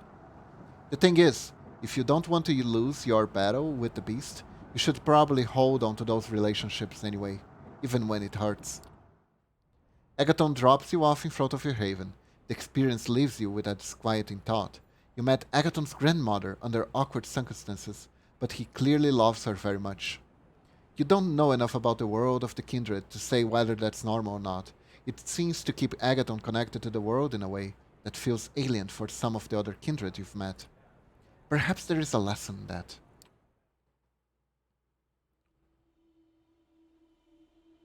The lesson is abuelas are important. Protect your abuelas. Rest. Whew, we're making a lot of progress today. I think this is the final chapter. And he'll join our cutlery. Ooh, cutlery is a good one. Yes, it's going well, it's going well. The final confrontation between Agathon and Juno is getting near, and Aisling Sternbridge, High Regent of the Chantry of the Five Boroughs of New York, is impatient to see its results. And no Druidic mystery either. Yes, no Druidic mystery this time. By the way, remember that game that I was thinking about playing on this channel, The Harvester? Apparently Twitch updated its policies for what can and can't be played. And that game is out the door. If I want to play that game for you guys, It's gonna have to be on Discord, actually.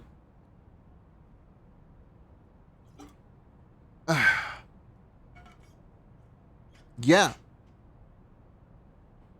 That makes it clear. And Norix, as you may or may not know, this is the last Sunday of the month, which means we're gonna have a Scuff Day. So I was wondering, would you guys like to see me playing this Scuffed game on Discord? Yeah. Good. Hell yeah, gamer. Then we'll do we'll do special gaming Discord Scuff Day. Extravaganza finale bonali bonzana, whatever. You're in your haven when someone knocks on your front door. Puzzled, you open it. Agathon stands in the hallway expectantly, as if the 10 seconds it took for you to come to the door was an impossible imposition. Someone's anxious. Is your grandmother okay? How's the grandmother? Everything's okay with her? Agathon looks at you in obvious surprise. Yes, she's fine. Juno didn't go back. Thank you for asking. There, you're a good boy. You look scary, but you're a good boy. Pet. You follow Agathon down the street, wondering what kind of revelations tonight will hold. So far, Agathon's rituals haven't been successful. At locating the research notes. But you've learned a lot about the Tremere and Agathon himself, so isn't that what really matters? No, it isn't. This time I've got it. The problem is, when an old vampire disappears, even from our clan, we're so secretive that it's hard for us to find out what they were up to. Gee, I don't say. It's almost like communication is important. Agathon's car is parked at the curb. You get in and he starts to drive. You may have guessed that the notes we're looking for belong to an old member of our house. The problem is that we need them to continue her research. He's not gonna answer this. Why does Juno need the notes? What does Juno want to do with these notes? Is she going into research? Agathon looks at you uncertain, before returning his eyes to the road ahead. I don't know, but I can guess. You wait for him to continue, but he doesn't seem inclined to do so. You're getting used to sitting in Agathon's car in silence. He drives, you look out the window, back to Queens. Eventually, you see Spider-Man, and you roll up to an industrial area called Willets Point. It doesn't really look like a place where the blood sorcerer would hang out. Agathon parks in front of a car repair shop that looks like it has seen better days. There are huge puddles of water on the road, and car wrecks strewn about it. Better be quick. If I can find this place, so can Juno. You look around to see if someone is observing you, but there doesn't seem to be any people about. And why would there be? Who would hang around in a place like this at night? Agathon tries the front door of the repair shop, then circles around to the back. You follow him. There's a broken window in the back protected by iron bars. Agathon grabs them and gives them a quick shake. The entire iron grill comes off. Startled, Agathon lowers it to the ground. I suppose someone else had already broken in and didn't want to leave obvious points of entry. You and Agathon climb inside through the window. It's awkward, but not difficult. Oh no, Juno is already here! We can only hope we're not too late. Looking around, you realize that the repair shop has been abandoned for some time. The repair shop repairs things, but who repairs the repair shop? More repair people, I guess. It looks like homeless people have stayed here in the past, but nobody's currently squatting on the premises. You try a light switch, but nothing happens. No one's squatting in the premises, they're all standing up instead. You know the drill. I'll do the ritual in the office. Make sure there are no interruptions. Agathon makes his way to the repair shop office. a slightly cleaner area than the rest of the building. He begins the ritual in the dark.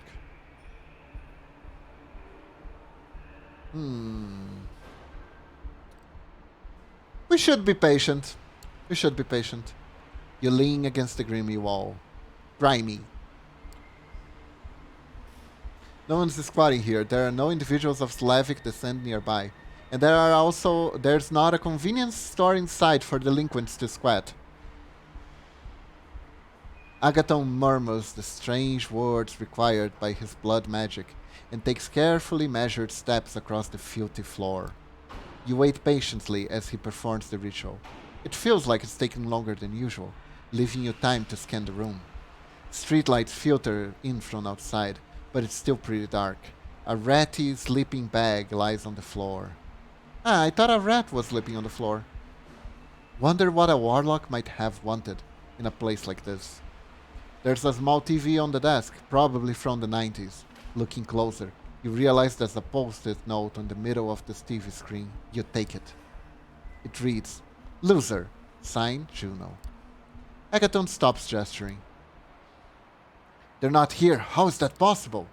You show him the post-it note. He takes it and looks it over, as if suspecting it might hide a devious trick. Fuck, she has the note, and she had to gloat. She had the notes, and she had to gloat. We have to go. It feels like you spent a lot of time recently hurrying after the Agathon, as he walks briskly in and out of buildings, and to his car. He starts the car as you close the door. You have to go to her haven and get the notes. There's no time to waste. Despite the urgency of his words, Agathon's drives as carefully as ever. It seems that only a threat to his grandmother is enough to make him drive recklessly.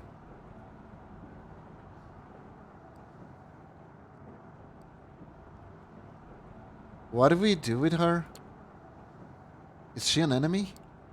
Let's not be hasty. I'm sure we can talk this through. Agathon doesn't sound too convinced. Juno's Haven's in Brooklyn, in a waterfront warehouse. Agathon drives south of Brooklyn. This is one of the advantages of being undead. Moving at night, traffic is much lighter than if you wanted to zoom around at the 5 boroughs during rush hour. Parking the car, Agathon points to a light coming from an otherwise dark yellow brick warehouse. That's her. Let's go in. Yeah, we should go around, right? Is this bad? Preferring to keep a low profile for now, you circle around the building and look for an alternative entry point. You find a rusty metal door with no windows in it. In the very end of the building, some kind of emergency exit? You get it open with little difficulty, entering the building with Agathon. You emerge into a light-proofed room, sectioned off one side by a shift plywood wall. There's a flimsy-looking door that probably leads to the main warehouse area. You stop to listen. You hear 2 voices, but they're hard to make out. One is Juno, and the other sounds like it comes from underwater, with strange resonance. You do your best to make out what they're saying, but you understand only bits and pieces. Is it possible for me to bring another? Yes. We are too powerful. Enough waiting. Agathon tries to break down the door by ramming into it with his shoulder. It's flimsy and breaks with surprisingly little effort. You and Agathon barge into the space and find yourselves at the periphery of a candlelit ritual circle. Your eyes are drawn to the water basin at Juno's feet. Maybe it's your imagination, but it almost feels like the water inside is emitting a wan, red light of its own. Juno, you have to stop. Hand me the notes. Oh, Agathon, you're such an idiot. This is beyond you now. If I give you one last chance, come with me. Forget Ashley and her power games. Join me and you can become your own man. Join me, Agathon. I have this MLM that is super awesome. You can be your own boss if you just get started in easy $24.99 payments. What? Tomorrow's same idea. Be your own boss, make your own hours. That's perfect, Norix. Agathon seems genuinely flabbergasted at the suggestion. And he should. Who wants to join an MLM?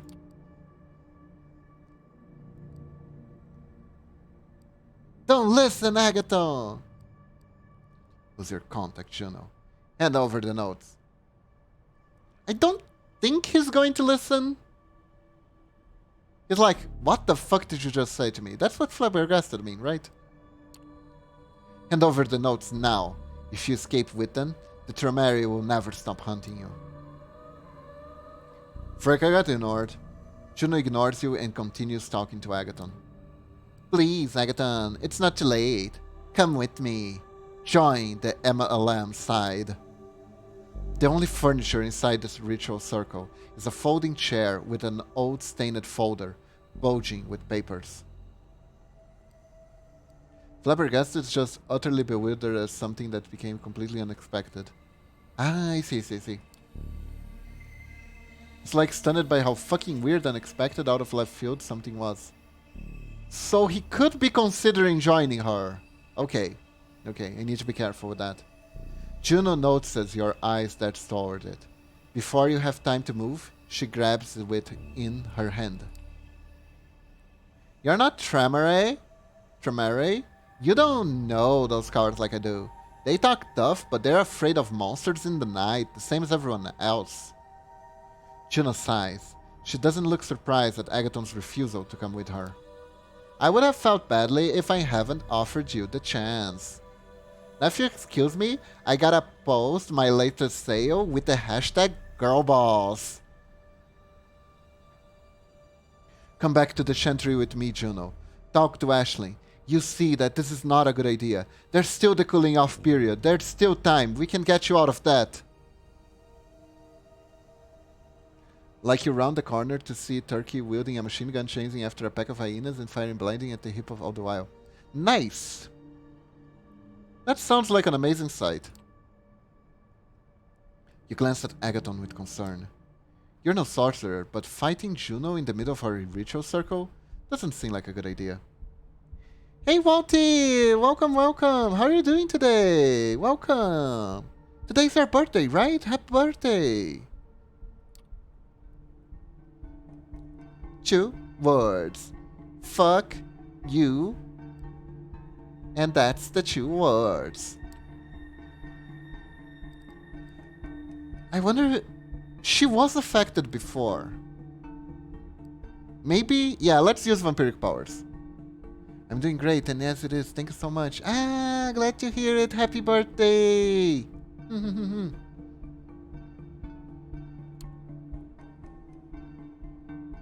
Please, just give us the note. We won't stop you from leaving. Juno's shoulders lump. I'm tired of the fight. I'm tired of having to bust my ass for some asshole like Ashley. I want a new life away from all this crap. Juno weighs the folder in her hand. Maybe I should just give this to you. She walks towards you, and you put your hand on the folder. But by then, Juno's eyes brighten with realization. You fucker! You're manipulating me! She slaps your face, and you feel as if your insides have suddenly caught fire. You open your mouth, but no sound comes out. Finally, you focus on the feeling of Agathon's hand on your shoulder, and you realize that you lie sprawled on the floor. Holy crap! Now that's a slap! Are you alright? Can you speak? The pain is receding, but you feel like shit, hurting all over and barely able to walk. It'll take a lot of blood to mend it from the state. Shit, we need to feed soon. Doesn't she mean a new unlife? Yeah, it's weird when vampires talk about life, isn't it? Agathon supports you. As you walk back, he's smiling. You notice the folder under his arm. She got away, but I have the notes. I'm sorry you got hurt, but it was worth it. Worth it? You tell him a thing or two about your view of the situation, but your tongue is momentarily a lump of charcoal in your mouth. What the fuck did that just happen? You sit in silence as Agathon drives you back to Manhattan. Traffic in the small hours is mercifully slight. Mercifully slight. Yeah. Consider your next words.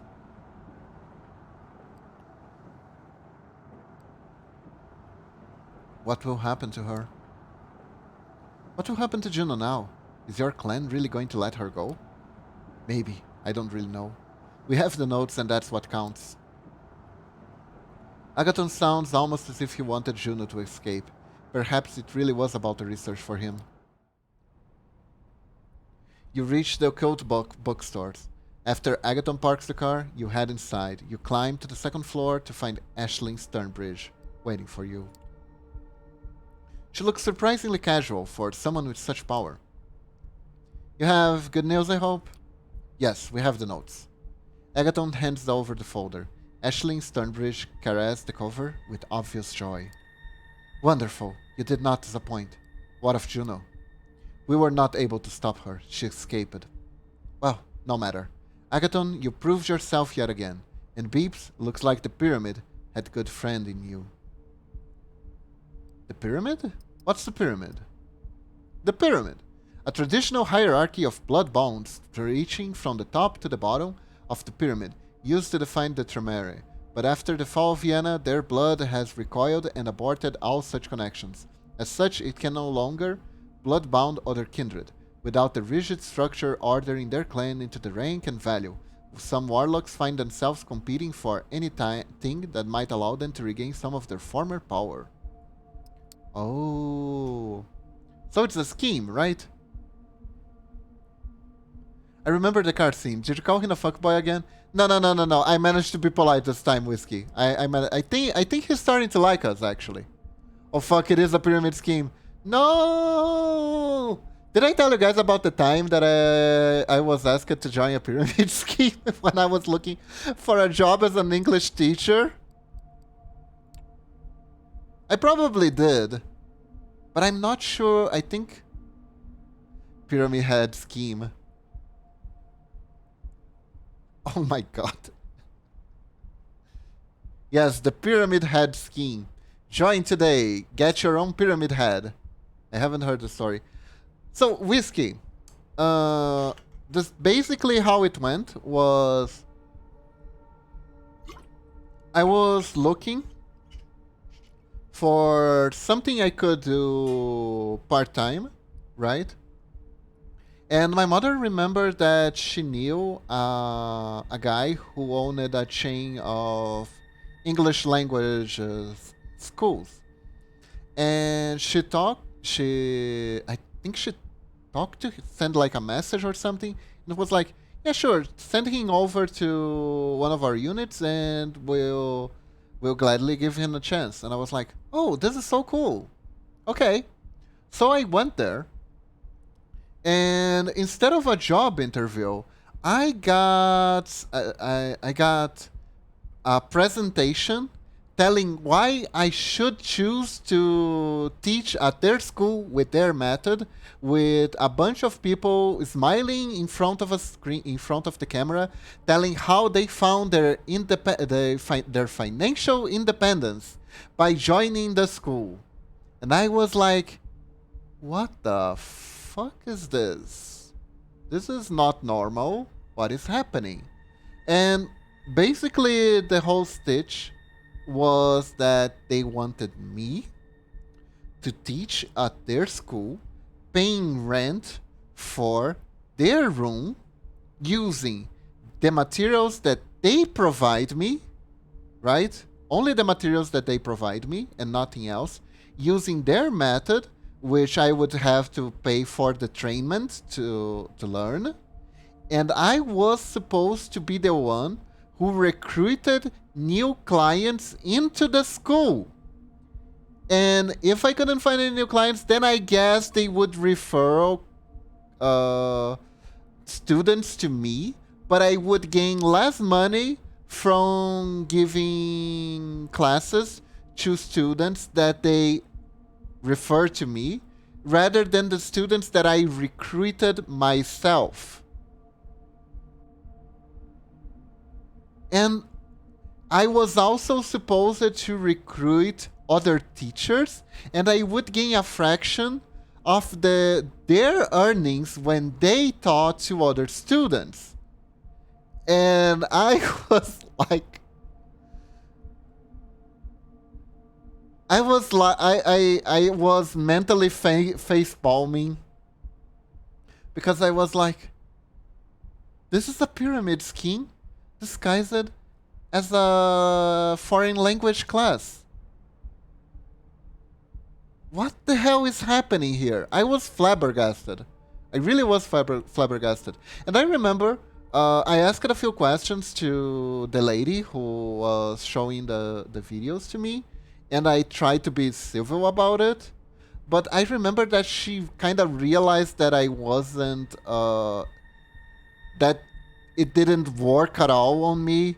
And she said something like, yeah, you're not really the kind of person we usually get here. And I was like, huh, interesting. And I was like, tell you what, this presentation is very interesting. Can you send me over by email so I can think about it more later? And she was like, yeah, sure. And then I left. I never opened the email, and she went like, oh shit, he's on to us. I don't think she ever sent me the email, actually. She never sent me the email. And that was that. I came at a low time, so there were no other people with me. But I was like, what the hell? You're not the idiot we usually get here. Yeah, that was pretty much it. And I remember my mother got so pissed that I don't think she ever talked to the guy again when I told her what happened. I was like, Mom, your friend, quotations mark, runs a pyramid scheme. Awkward conversation, to be sure.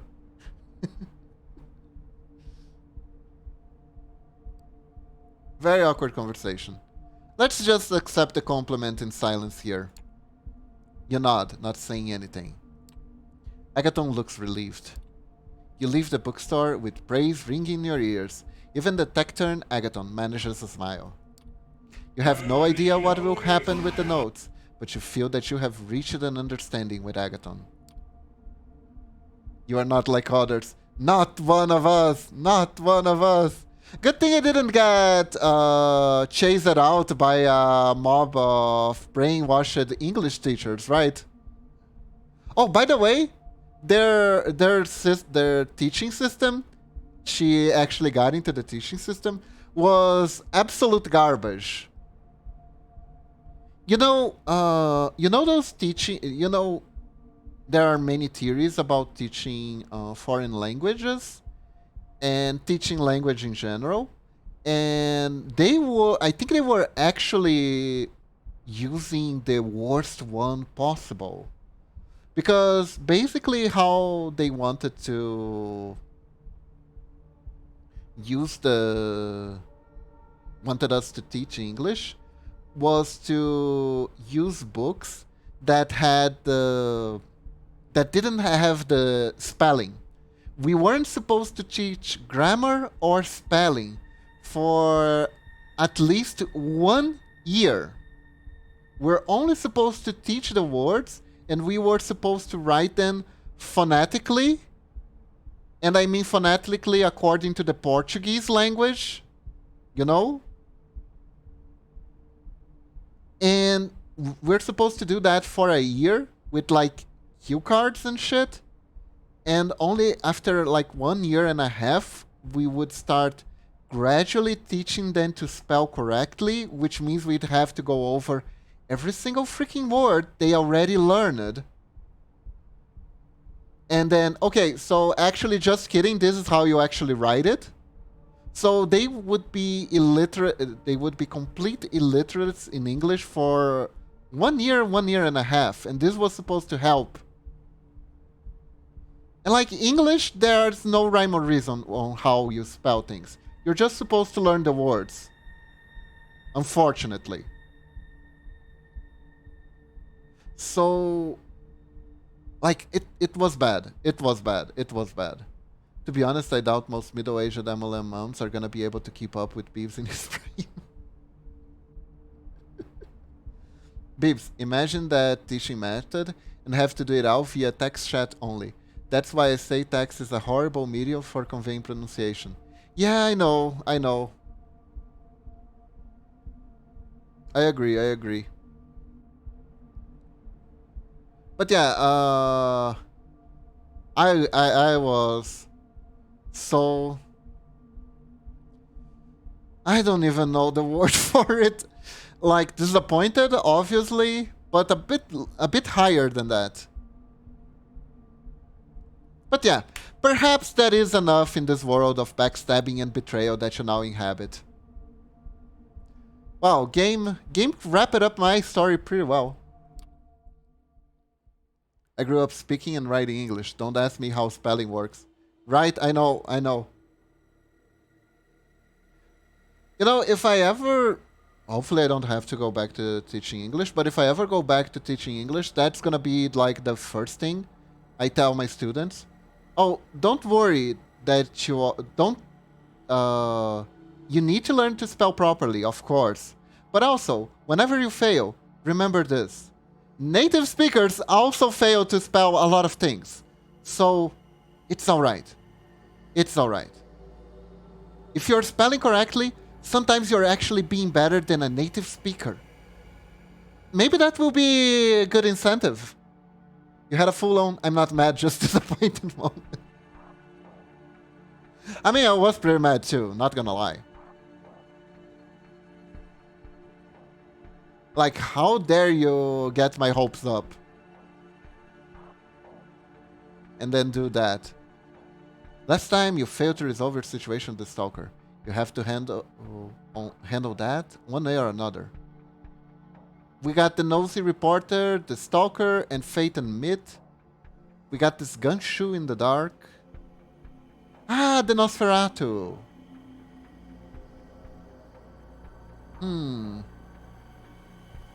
What do you guys think? We got time for another side activity during the night. Shall we find our stalker once? Or try to confront our stalker once again? I think we're going the stalker line. Don't wanna leave it unfinished. Maybe we even get to feed, who knows? Yeah, let's go. English is just a lot of stolen words from other languages. That's why the spelling never makes sense. Yes, I learned that. I learned that the hard way, Whiskey. English spelling is a mess and a half. French spelling is also a mess, but at least it's a uniform mess with a uniform set of origins. Not a whole laundry list of them. Yeah, Portuguese is like that too. It's a mess, but it's a mess that makes sense. Although we do borrow a lot of words. But when we borrow words, we Portuguese them, if you catch my drift. It's like the Portuguesation bean, you know? Like, for instance, the delete verb didn't exist in Portuguese before computers. Then it became a verb that you conjugate like you would conjugate any other Portuguese verb. It became deletar. And it even has the conjugation. Eu deletei, tu deletou, vós deletais, eles deletaram, nós deletamos, blah, blah, blah, blah, blah. Anyways. Let's check our stalker. Oh, the idea I mentioned earlier. Oh, Whiskey, tell me. What is it? You're in your haven when the intercom rings. Answering cautiously, you hear an older male voice. Man! Hello, I'm calling because a friend asked me to come by and offer you my services.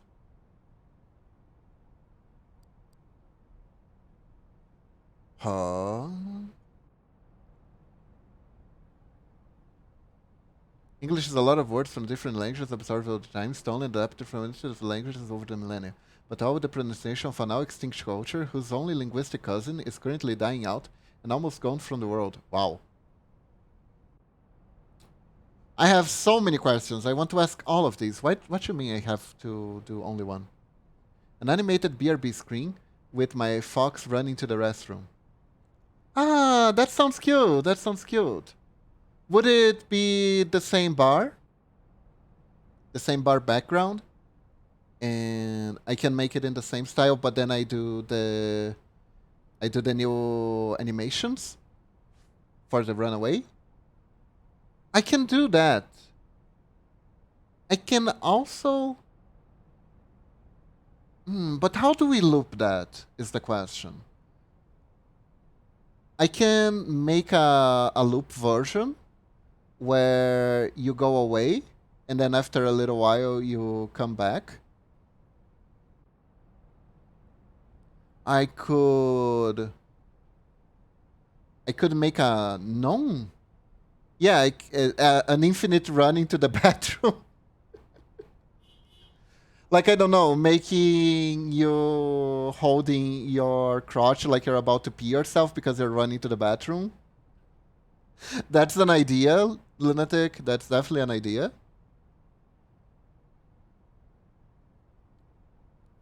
He never leaves and clones keep coming in. I can make it can make you leave then come back. I was thinking the same thing. He runs in but eventually comes out.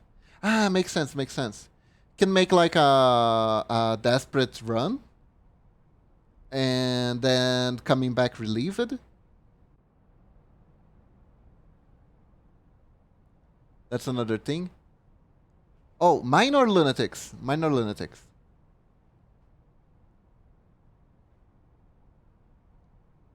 That seems like fun. One of the ways, there are two ways that I can animate that. It depends on how much you running like he's about to piss himself. Oh, okay. Because I can make the walk cycle for the running away, and then the walk cycle for the running back, which is, not gonna lie, gonna be a little bit costly depending on how much detail we put into the animation.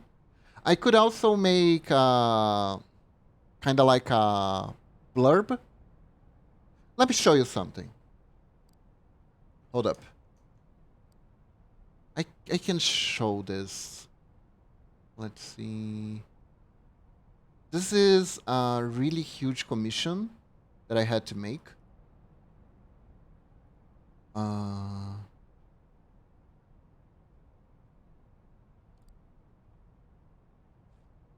And let me see, where is the final.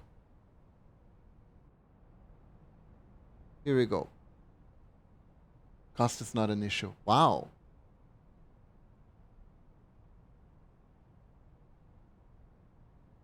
So basically, this is how she cycles between the scenes. See that? The dash.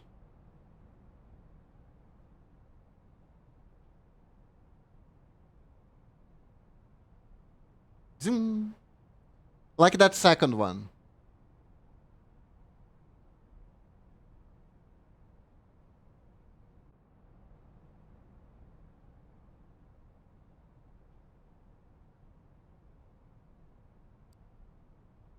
Anyways, I'm pretty proud of this one. My bank account is yours, Kiba. Oh my god, Whiskey. God damn, Whiskey is loaded. But yeah, we can do it whichever way you want. I can do the dash. I can do the dash like that, the way I showed you. I can make a more simple running animation. It really depends on how cartoony you want it to be. Because the dash can be pretty funny too, because the dash is like, I can do it in like 2 frames if I do with the right amount of, how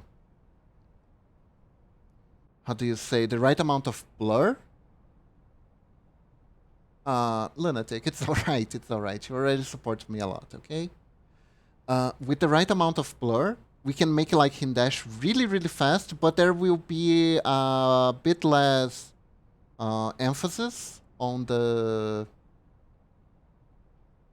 running away details.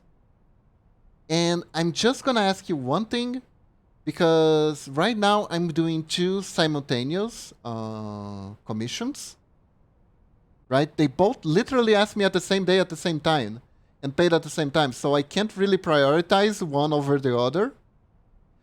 But if you have the patience to wait for me to finish both of them, I can get started on yours.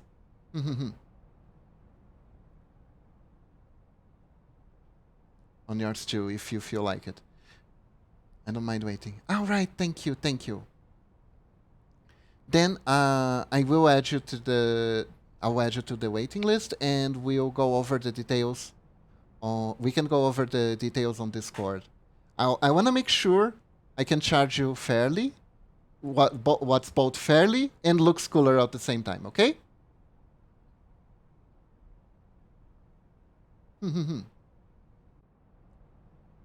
Hello, I'm calling because a friend asked me to come by and offer you my services.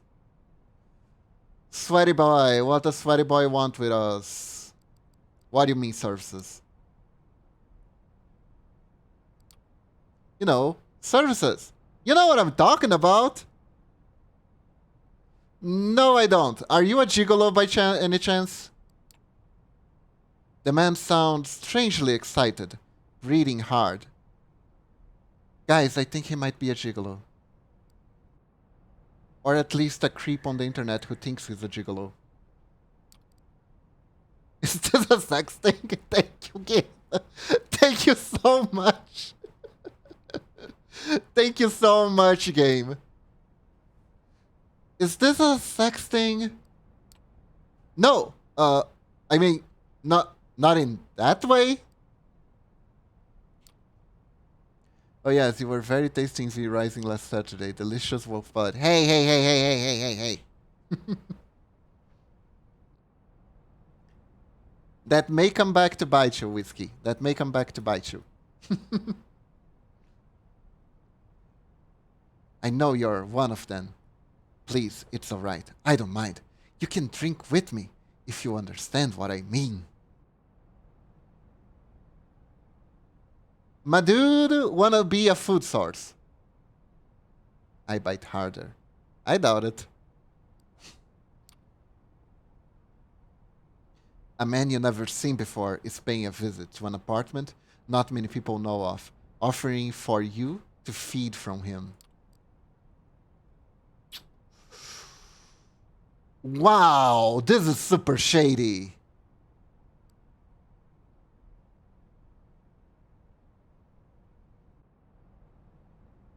This is super shady. I mean, I know that there are humans because Vampire Bites calls orgasms. This is in lore, in-depth stuff. Don't argue. So there are people who have kinks specifically for this, and our Camarilla stepmom, Sophie, even knows a few of these people. The question is, does this guy blood taste like crap?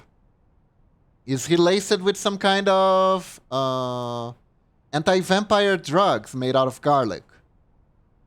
What's the deal with this? Also, this is a lie.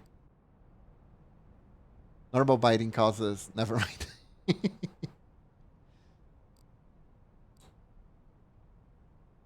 You know, I think I need to squeeze information out of him, you know? Guy's sus as fuck. Yeah, but he might be our stalker. So we... But is the game going to interpret my true intentions? Sometimes I feel like I'm way too sneaky for light novels, you know? Not light novel, visual novels.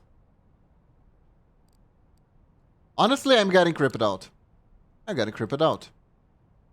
so sorry. Don't worry. I mean no harm. I have come in peace. Silence. A minute passes and you hear a knock on the door to your haven. You cautiously open the door. A stranger looks at you sheepishly. He's in his 30s, dressed in a clean business suit. He looks moderately successful, Someone you could meet at an investment bank. Him again? Sorry, I didn't want to intrude, so that's why I called it from downstairs.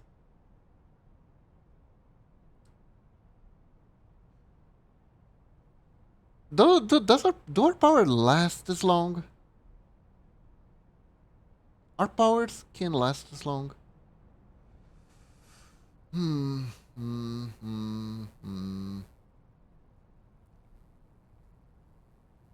I wonder if he's our blood type, though. Kinda tempting, if you think about it. You're sneaky. The bookstore owner throws you out when you look directly at any night novels. Hey! No. Forget all this. Where I live, who I am, and go home. Confused and absent-minded, the man wanders towards the elevators. He gets in and disappears, leaving you to look at the empty hallway. What was that all about? Okay, stalker situation resolved. It's okay, Beav. It's just ninjaist. No, not the ninjaism. Rest.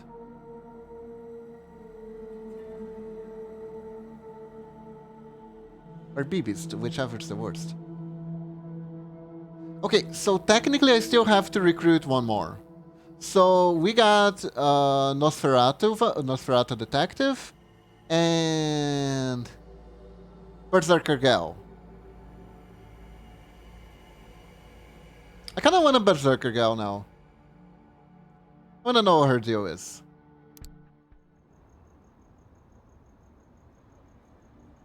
You make your way through the Grand Army Plaza, passing the Soldiers and Sailors Memorial Arc.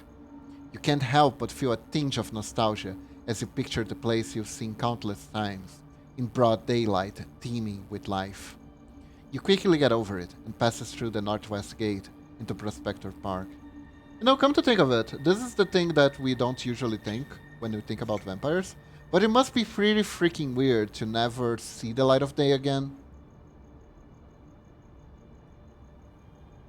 Gotta get back to work. I'll see you later, Kiba. Alright, Whiskey. Have a good one. Have a good one. We'll talk later on Discord, okay?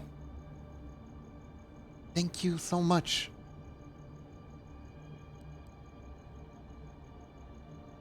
Not that different from 18 years, actually. Fair enough. The park is usually a maze of unkept foliage and dimly lit alleys. Silence hangs in the air, as it would at this time of night, and there doesn't appear to be any sign of kindred presence. You start to suspect Langley's sources fed her a bunch of bullshit, but you're not willing to give up just yet. As you ponder your options, you hear footsteps coming from behind a line of trees, but quick, evenly paced, most likely a late-night jogger. No vampires would take kindly to you feeding in their domain, but then again, perhaps you could kill two birds with one stone? I feel like this person is too healthy for me. I realized something. My blood type is unhealthy, people. Seek out the Green Girl Haven. You head south, delving deeper into the less frequented sections of the park. Passing a babbling stream, you make your way into the ravine. Home to some of the oldest trees in the park, it is a place to go when you want to get away from the crowd and enjoy some one-on-one time with nature. And that's during the day. At night, it's bound to be a Green Girl's delight. Making your way through the brush, you come across a rocky crevice ridden under a wobbly chain-link fence. You leap over the fence in a single bound, trying to land as quietly as kindredly possible. Bibs is an ice winer drink among vamps. Yes. Unfortunately. Unfortunately.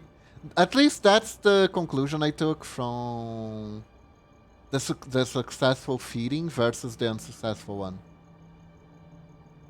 The crevices look deep enough for you to think twice about jumping in. Instead, you peer into the darkness below, listening intently. In a split second, the air by the side of your head swirls like a vortex. Driven by sheer instinct, You lean back just as 5-finger sharpened razor cuts through the darkness, missing your face by an inch. A clawed shadow jumps back a few paces, preparing to correct its mistake. You catch a glimpse of the assailant. Looks pretty animalistic, alright, but he's not the one you're looking for. For starters, it's a he. Just as he's about to lunge at you, a snarl resounds from the bushes nearby, stopping your foe in their tracks. Out of the shadows emerges a young woman, baring her teeth ever so slightly. She walks over calmly, her eyes fixed onto your assailant. Her presence is enough to make him reconsider, attacking you, but not to withdraw completely. He glances over to her, puffing up his chest. Stay out of it, Dan. I smell her first. Dan, how about that? She raises an eyebrow, but remains silent. Her compatriot turns back towards you. You should have come here, girlie. I'm gonna fuck you up so bad, you'll be wearing your tongue as a fucking necktie. Tamika looks at you, expectantly.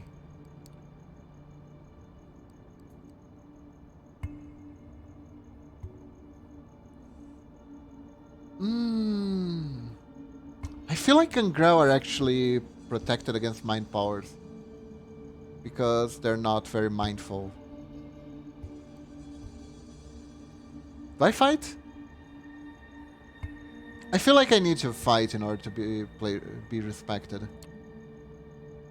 Alright, boy, let's see if your bite is as bad as your bark. Clearly taken aback, he looks over to Tamika as if gauging her reaction. Guess I know who the alpha is. A barely visible smile creeps up on Tamika's lips. The man's eyes narrows. Although you can't really see it, you could bet the hair on the back of his neck just stood up. Shut your mouth, you stuck a bitch! You should have run when you had the chance. A fierce growl echoes across the alley, stopping the savage in his track. Tamika walks over to her comrade, her fangs glistening in the dim lamplight. Not a damp light.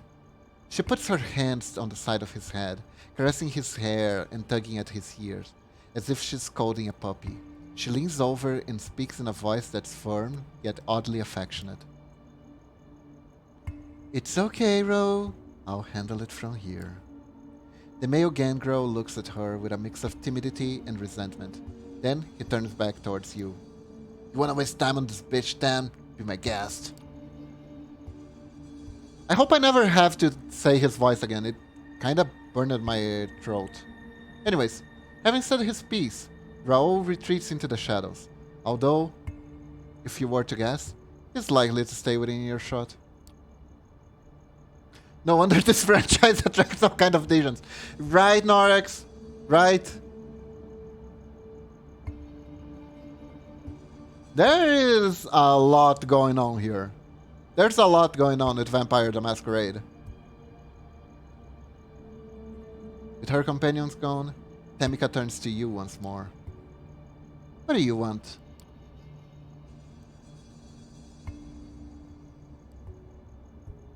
I could use your help. Short story. I'm new here, and I will look for a chance to leave my mark. Maybe shake things up in a bit in the process. I could use your help. Why me?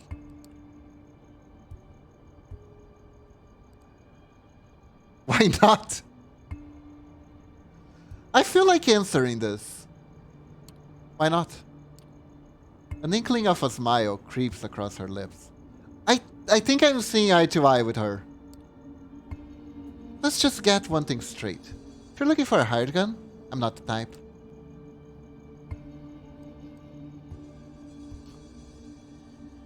I'm not hiring. I'm not hiring you. I'm offering you my help, should you ever need it. And in time, perhaps also my friendship. Do I strike as someone who needs a friend? What do you want? 3 bottles of forget-me juice and a big fucking joint?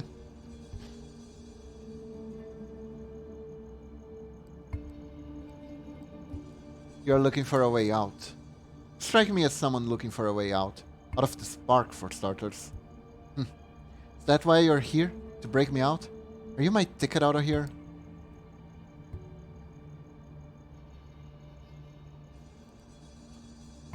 You can live with or without me. Look, I'm not stupid. I know you can leave anytime with or without me. I'm just asking for a couple of nights of your time. So, what is it gonna be? For a brief moment, she stands there, motionless, looking straight into your eyes, as if trying to size you up. Finally, she looks away. It looks like she's come to a decision. Just so we're clear, I don't trust you. I have no reason to. Frankly, you sound more lost than I am. Still, there's something about you. You look like a protagonist, and you look like you should reek of bullshit, but somehow you don't. So I'll give you a chance to prove yourself. I have some outstanding business to take care of. I'll let you know once that's done. Meet me here and we'll see what you're really made out of. There you go. I managed to get through that line. And with that, Tamika disappears into the night. That went pretty well, all things considered. Man, I didn't have to waste extra blood with my vampiric powers. I managed to make her sorta kinda don't trust me, but still listen to me, so that's great. This game make you wanna blast all their FFDP and typo negative alternating loop. I hope that's a good thing, I suppose. Let's check the reporter, or should we check the priest guy? Let's give it a try. Fate and Myth, let's go. Who knows, maybe we'll find a way to feed. You started to look at churches differently since your last encounter with Benoit. You're not sure what happened inside, but it was unavoidably real. You felt it. When Benoit mentioned that being in the presence of Father Anthony's fate would eventually kill someone like you, an undead being, you believed in. It doesn't seem to be very common though. In New York you pass thousands of people every night, and none of them have made you feel afraid and insignificant. If you were to encounter someone like Father Anthony in the subway or a nightclub, you would know.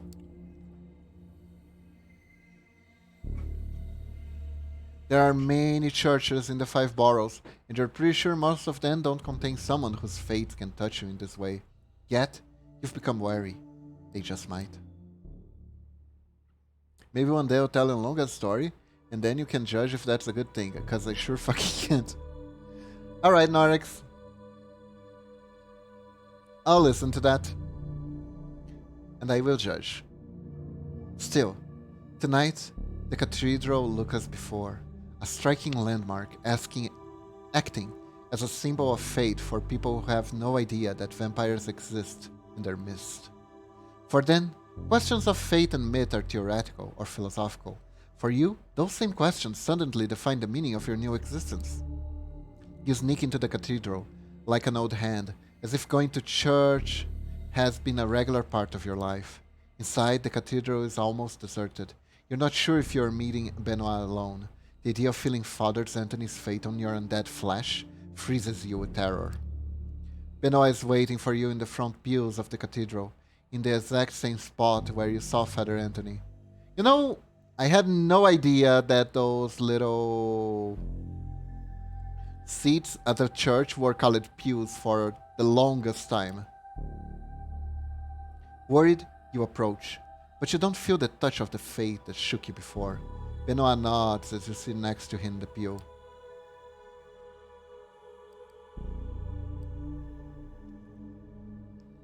I have so many questions. I thought a lot about our last meetings. There are so many questions I'm not sure where I can find the answers. I can tell you some things, but you'll grow dissatisfied with me and want to find the answers of your own. That quest will never end. You've had some time to think. I'm guessing you found the touch of the Father Anthony's fate. Hard to ignore. For most people, God's presence is a question of fate. When I talk with Father Anthony, it feels like proof. Benoit is fervent, intense as he speaks. It is clear these questions have consumed his existence. Perhaps they'll consume yours too.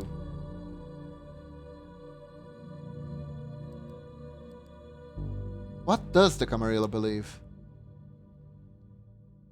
What do the kindred of the Camarilla believe, the old ones? It's true the elders are not always so good at teaching their children. Maybe the Camarilla would function better if we all knew these stories. Benoit looks around reflexively to make sure nobody's listening. There are only a few people in the enormous cathedral, and they don't seem to be interested in two loners murmuring to each other in the front pew. It might seem like ancient history, things that happened thousands of years ago, but time works differently for our kind. If the stories are true, there are the Methuselahs still in existence who walked the earth when Jesus was alive. The only problem is that old vampires lie. They adjust history to suit their egos.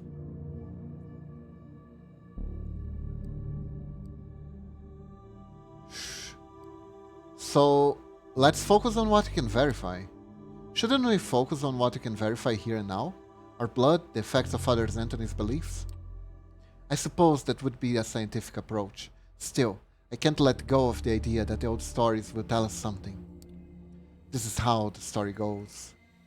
God cursed Cain as punishment for the murder of Abel and turned him into a VTuber. Cain walked the night shunned by humanity and drank blood to sustain himself. Even from the point of our origin, we are damned.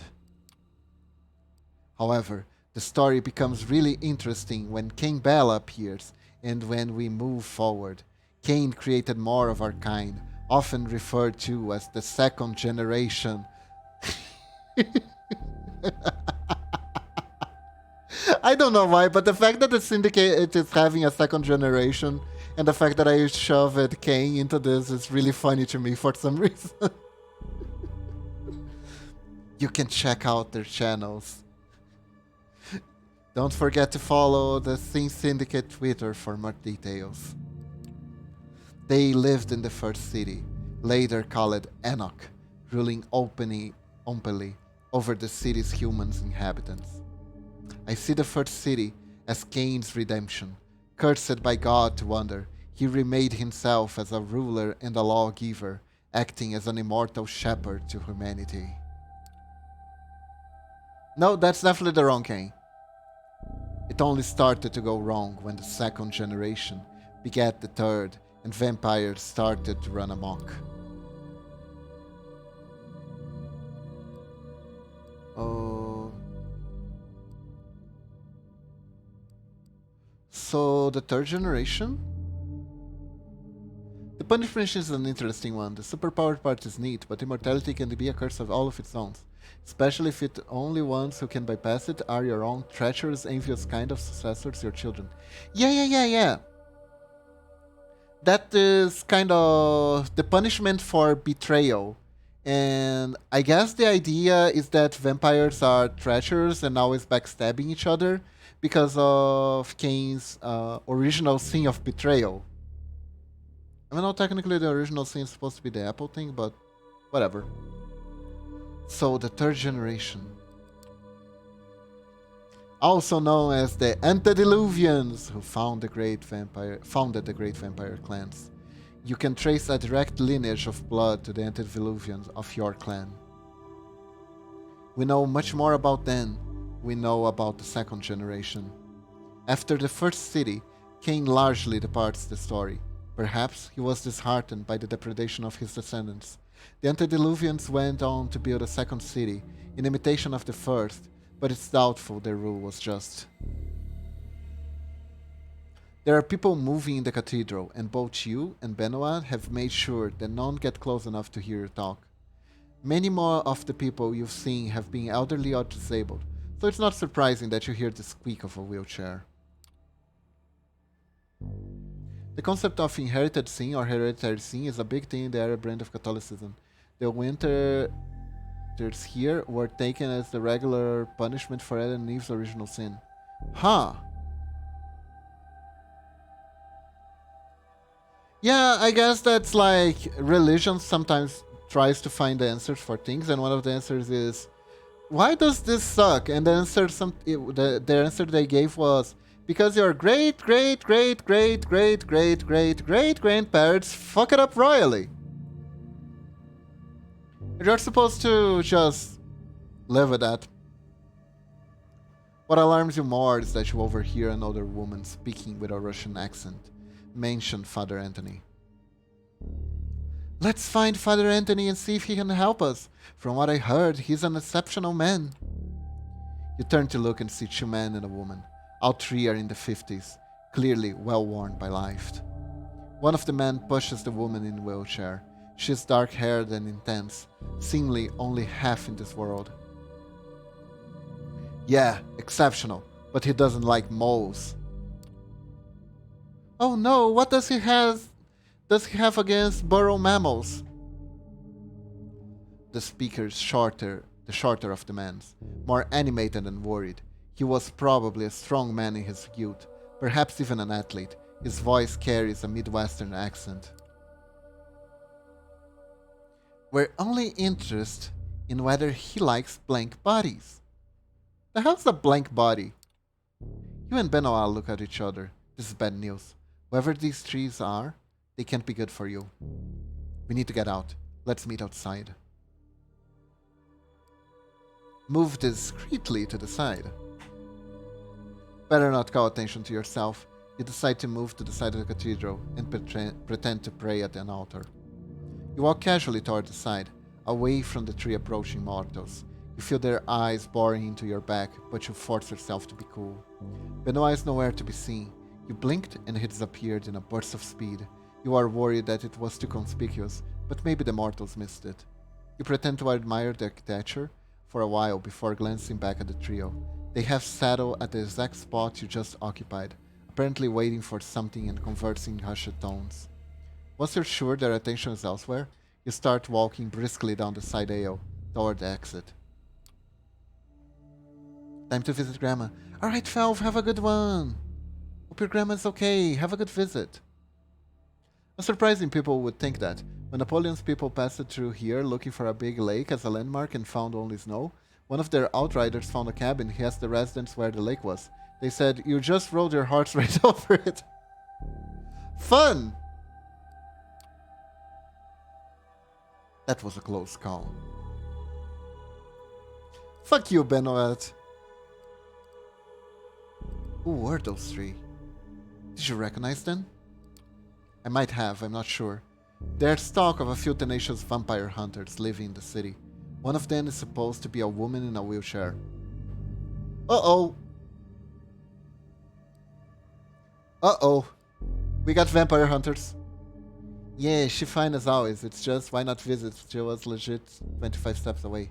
Good. Have fun. For a second, Benoit looks at you as if he was wondering whether he should say something. There's one thing I've always wondered about the stories of Cain. The tradition of the Camarilla put a lot of faith in the relationship between sire and child. You're supposed to follow the example of your maker, yet Cain didn't really seem to care for the vampires he embraced. Did he think it was a mistake to create our kind? Probably.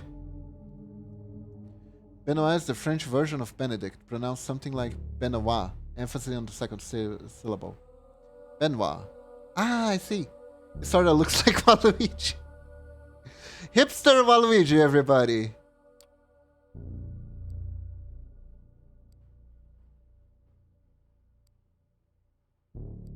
My sire left me. Is that common amongst the kindred? Yes, unfortunately.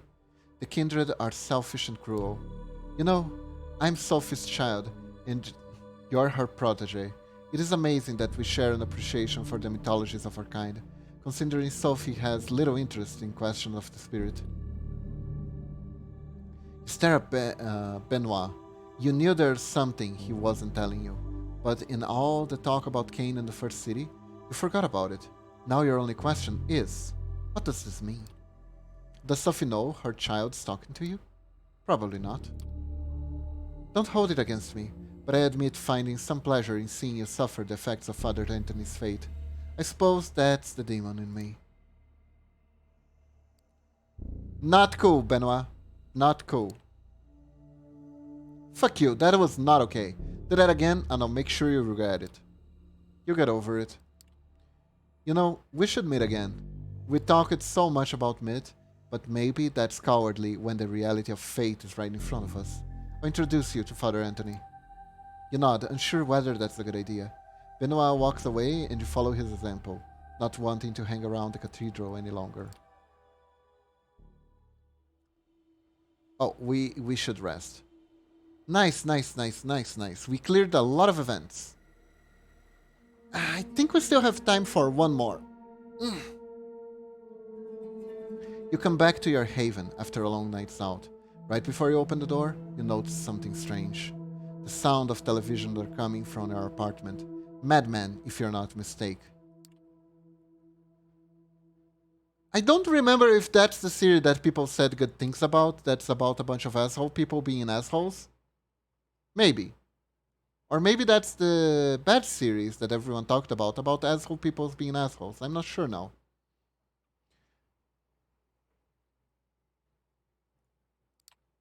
A young, disheveled woman is curled up in her sofa. She has a blanket pulled on top of her and seems very comfortable. Next to her lies an obviously unconscious preppy woman. Oh, hey! You're the stalker?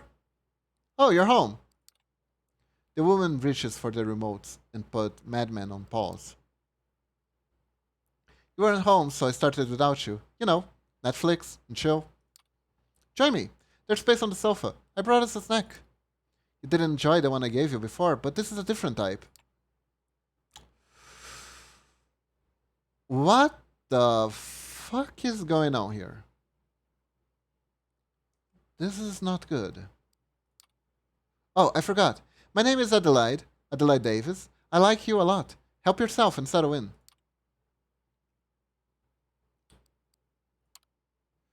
Thank you for all you've done to me.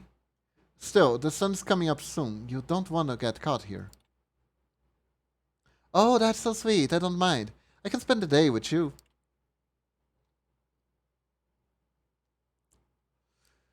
You need to buy me dinner first. Technically, you did. Okay, this is weird. We should go on a proper date first. Oh, that's nice. I like that. Adelaide bounces up, clearly caught up in the idea. The door to your apartment opens. Someone with a key. Sophie. Adelaide Davis, the curse of Snug Harbor in the flesh. This is a new low for you, fledgling. Adelaide looks at Sophie murderously before fading from view. I hate it when they disappear. They should have enough manners to slink away in embarrassment so we can all enjoy it. Sophie waits for Adelaide to leave the apartment before she speaks. Clan of the Moon, did I not advise caution when dealing with them? As you watch, Sophie makes a phone call. 10 minutes later, two of her servants arrive to remove the unconscious girl sprawled on her sofa. You clearly need my help. It won't happen tonight, but let me see if I can resolve your stalker problem for real. You're left to wonder what Sophie meant by that should leave your haven. So that happened? Okay. Sophie requests your presence tonight, and it seems urgent. You find her already waiting for you and clearly pondering something. It takes a few minutes of awkward silence before she speaks. I require your assistance, Peeps. There's a matter of great importance that I need to ask of you to resolve. You will find what I'm talking about, what I'm about to say surprising, I'm sure, but I need you to hear me out. I need you to contact an important anarch figure in New York City and arrange a meeting for us.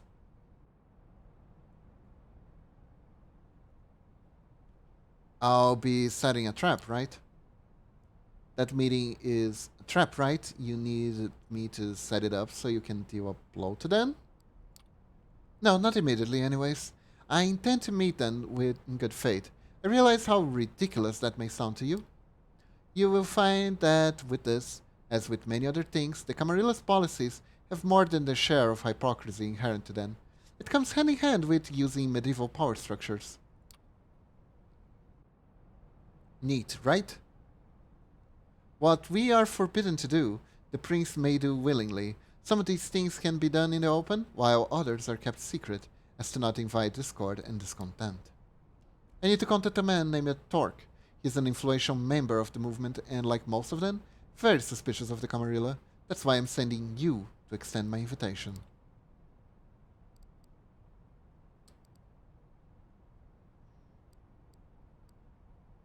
How do you know he'll talk to me? He won't. Not yet, anyway. You need to start further down the chain and with the right story to spin.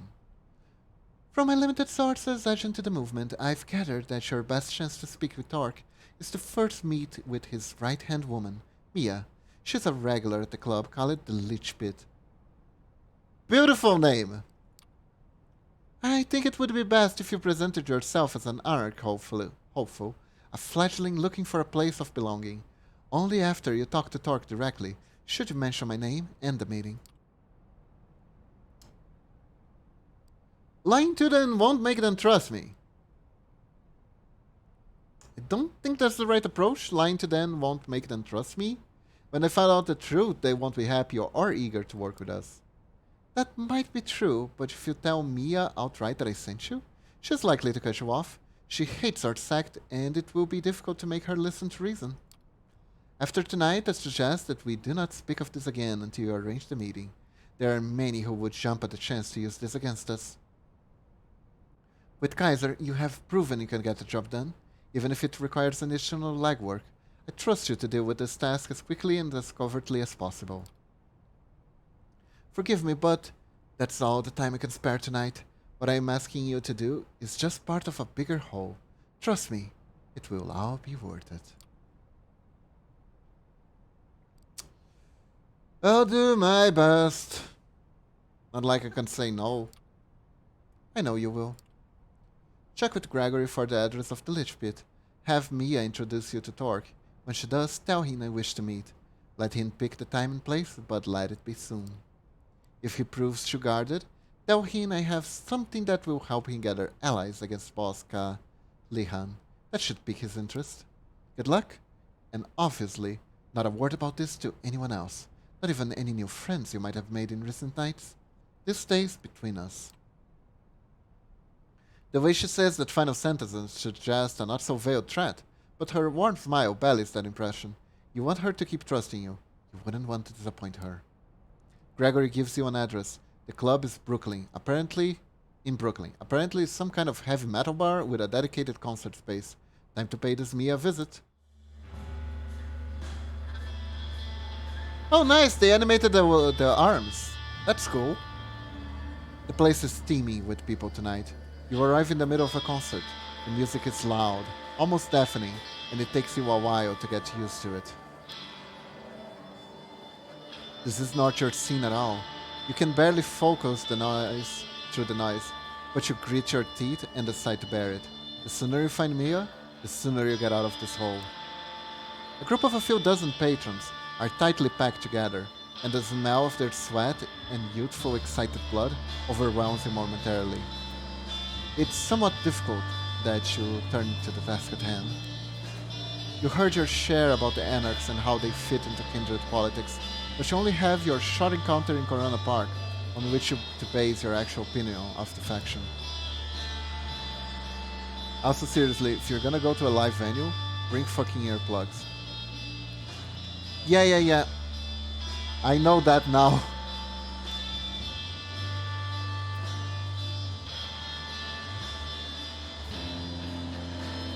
I don't know what this symbol means. It means I have to use my power and I feed.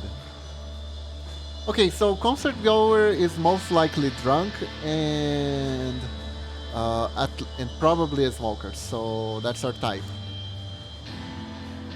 First things first, the atmosphere of this place is distracting you, with the bees nagging you to be fed. If you are to put your best foot forward, you best get that need out of the way temporarily. I live with 2 hearing-impaired people. I've worked with hearing-impaired people. I've sold, repaired, maintained, ordered, evaluated, and want to break in frustration any hearing aids you can think of. And my god, bring earplugs. I don't plan to go to any concerts anytime soon, Narek, so don't worry about that. The place brings with opportunities. You decided it might be easiest to just grab a somewhat drunk concert goer that strikes you fancy and see whether they'd be willing to indulge you. True enough, you shut up a tipsy patron and hit it off quickly, augmenting your charm with the power of your blood in the interest of time. Don't catch her name. She'd been waiting for her boyfriend, but he hasn't shown. She was pretty much ready to dump him anyway, so hey, here's to new beginnings. Another vodka shot disappears down her throat. She kisses you in the mouth, it's super sloppy, and the alcohol on her breath is overbearing. You take her chance and kiss her neck, then bite it down. Yeah, her evening's drinking definitely colors the way her blood tastes. Alcohol and melancholy. Not a combo you're unfamiliar with. Somebody smacks you on the head and rips you off the girl, just as you lick the wound's close. It throws you out the ground. Uh-oh, it's the boyfriend. Oh no, jealous boyfriend. I have been working near cannons for 9 years, so you have to speak over my tinnitus. Kick his shit in. Okay. The argument that you get into as her victim seemingly immediately sobers up gives you a chance to mix with the now dispersing crowd. The concert is over. A hand on your shoulder. You instinctively tense up and prepare to dodge a punch. Instead, you come face to face with a lanky woman in a jacket. Shoe size is too big for her frame. Yeah, guys, we figured it out. We only drink from alcoholics. We need alcohol to wash the blood in. Is that how I said? Whatever. Follow me behind the bar, Lick. I got a few questions, and you better give us snappy answers if you know what's good for you. She leads you through the bar and to a back door that leads into the side room. Indie metal band posters are plastered on every wall. Some of 20 of them are more year-olds, judging from the tour dates. The Bathtub Messiah hangs over there, the indiest of indie bands that has ever crawled over the earth. You are impressed. I have speak over 2 people tinnitus for a total of 100 years combined, hearing laws every day. I think I'll vanish. An old sticky table and some rickety chairs are the only pieces of furniture here. Sit down. Why don't you sit down? Ah, fuck it. Sure. You take a seat as the woman leans against one of the walls. Name's Mia. I'm guessing your visit here isn't a happy coincidence. Ooh, at least call the band Messiah of Rodents. You don't like the Bathtub Messiahs? Can't hear you. What? I don't know you, so you're either new in New York or you kept an outstanding low profile. Both sound suspect, so before we take these pleasantries further, answer me this. Who do you run with?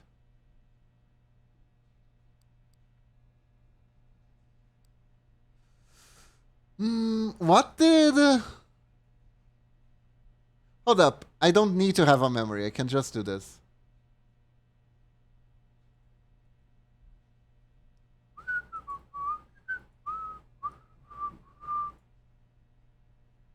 Gregory...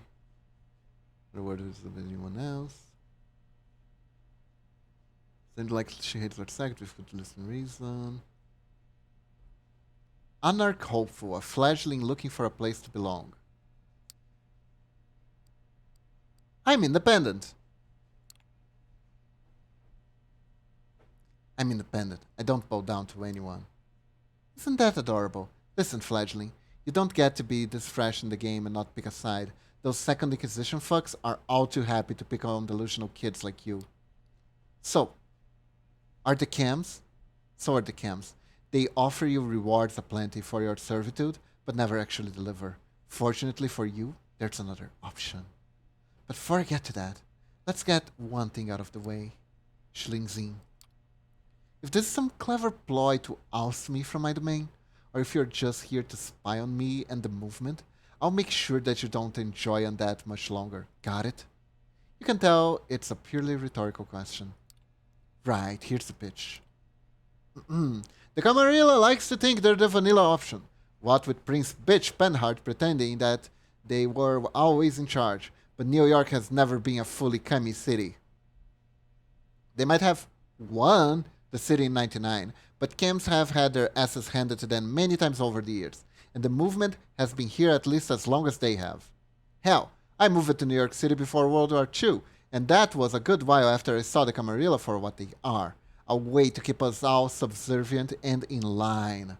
They are the man that has to keep us down. And we're not gonna be put down, the man. I'm blonde, green-eyed, and pale as shit. There's a lot of Italians in Germany over the summer work. They usually run ice cream shops and restaurants, earn enough money at least winter season at home and put some more into savings. Then come back in the springs where you go to an Italian restaurant or any ice cream shop here. It will be run and staffed entirely by first-gen Italians. Really? The ivory tower will tell you that they're the only safeguard for the traditions, and that's the kind of the problem. There's only one tradition we in the movement feel should be respected. Masquerade, obviously. Everything else?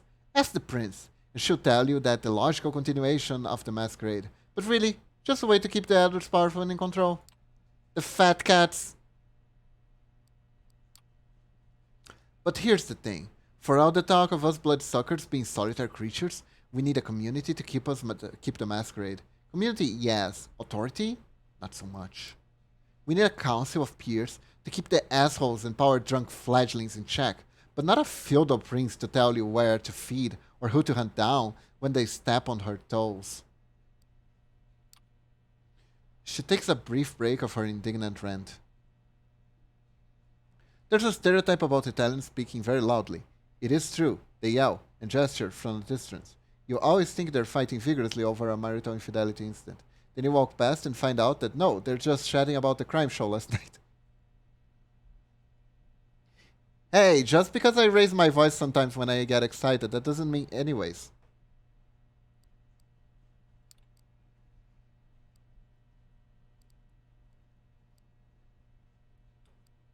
So you anarchists don't have a ruler? I mean that, honestly. Ruler? No. But leaders? Sure. Most follows old boss Callahan's lead.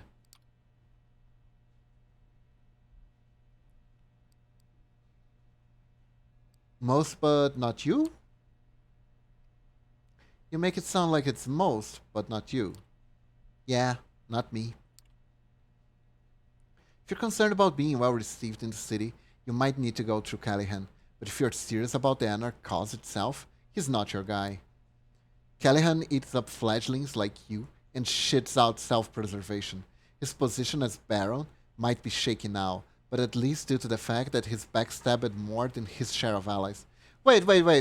We are the anarchists. We don't believe in rulers. We don't believe in traditions.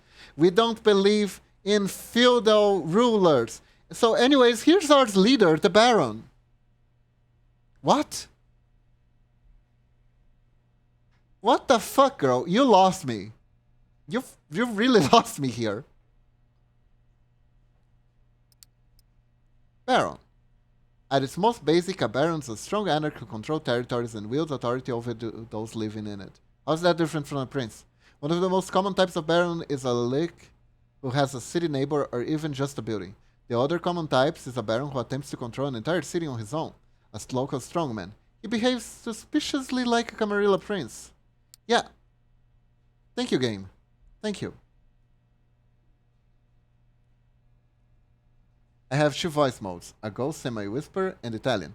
People have often asked me if I got Italian relatives, reticently because blonde, white as well, like eye colors, or because anytime they see me talking to my dad or grandma, they can hear me from a mile away and I say more gestures than I do in words.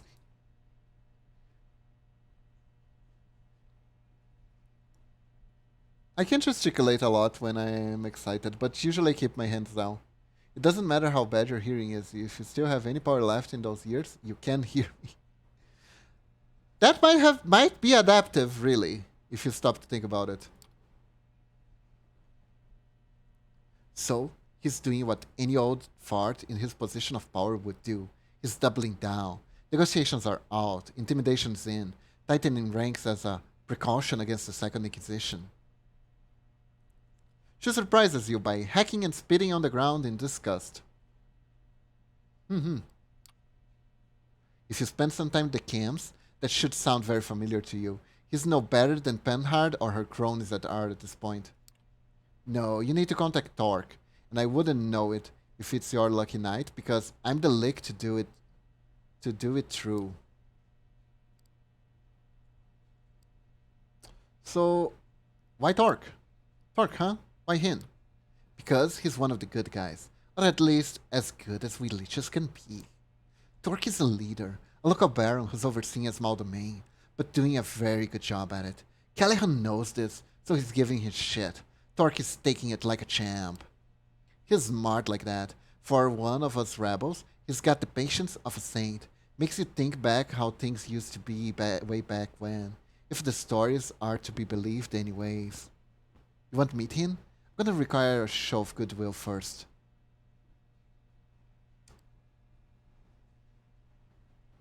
What do you have in mind?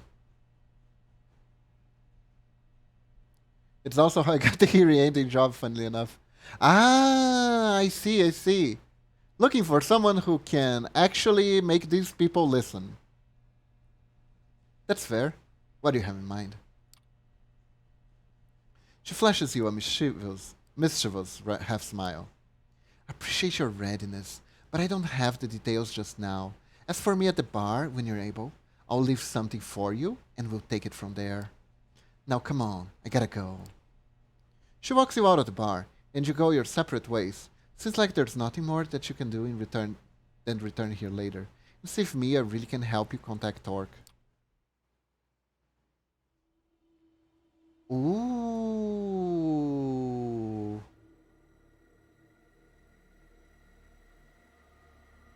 We can talk to Adelaide. Interesting. Or we can go to the Gangrel. But, guys, this is all the time I have for today, okay? Also, I got the job, full pay, no training required, completely unapprentice, by the way. Either way, they really needed a staffer, or they were very confident in my ability. Shame that shop closed down. Ah, that's too bad. That's too bad, Norix. So, everyone, this is all the time I have for today. And I want to know later on Discord if you guys want me to keep playing this game. I play this game mostly because Halloween, right? I want to know how invested you guys are in the story, because I have a buttload of games that I want to play in November, and I might need to make room. Thanks for the stream. Oh yeah, keep playing. Alright then, alright. I can say that right now. Okay, okay. Glad you guys are enjoying it. This is pretty fun. This is pretty fun. So, save and exit. Let's find a raid target, shall we? Who shall we raid? Who is on today?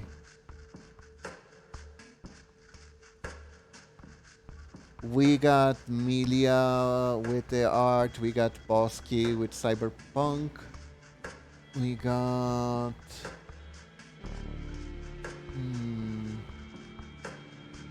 Someone is playing Among Us? Really? So yeah, we got Milia and Bosky. Wait, is the stream ending? It is, Whiskey, it is. May I suggest a fox? Oh, new person? Sure, sure. How am I supposed to lurk from work now? Oh, sorry, Whiskey. On a roll, VT. I'm sorry. But before I can stretch my string hours again, I need to do some weightlifting at the gym. Long story. Honor. Roll. VT. Ah, they look cute. Okay then, everyone. Thank you very much. And have a wonderful day or night. And stay awesome, okay? Catch you guys on Sunday over on Discord, alright? Bye-bye!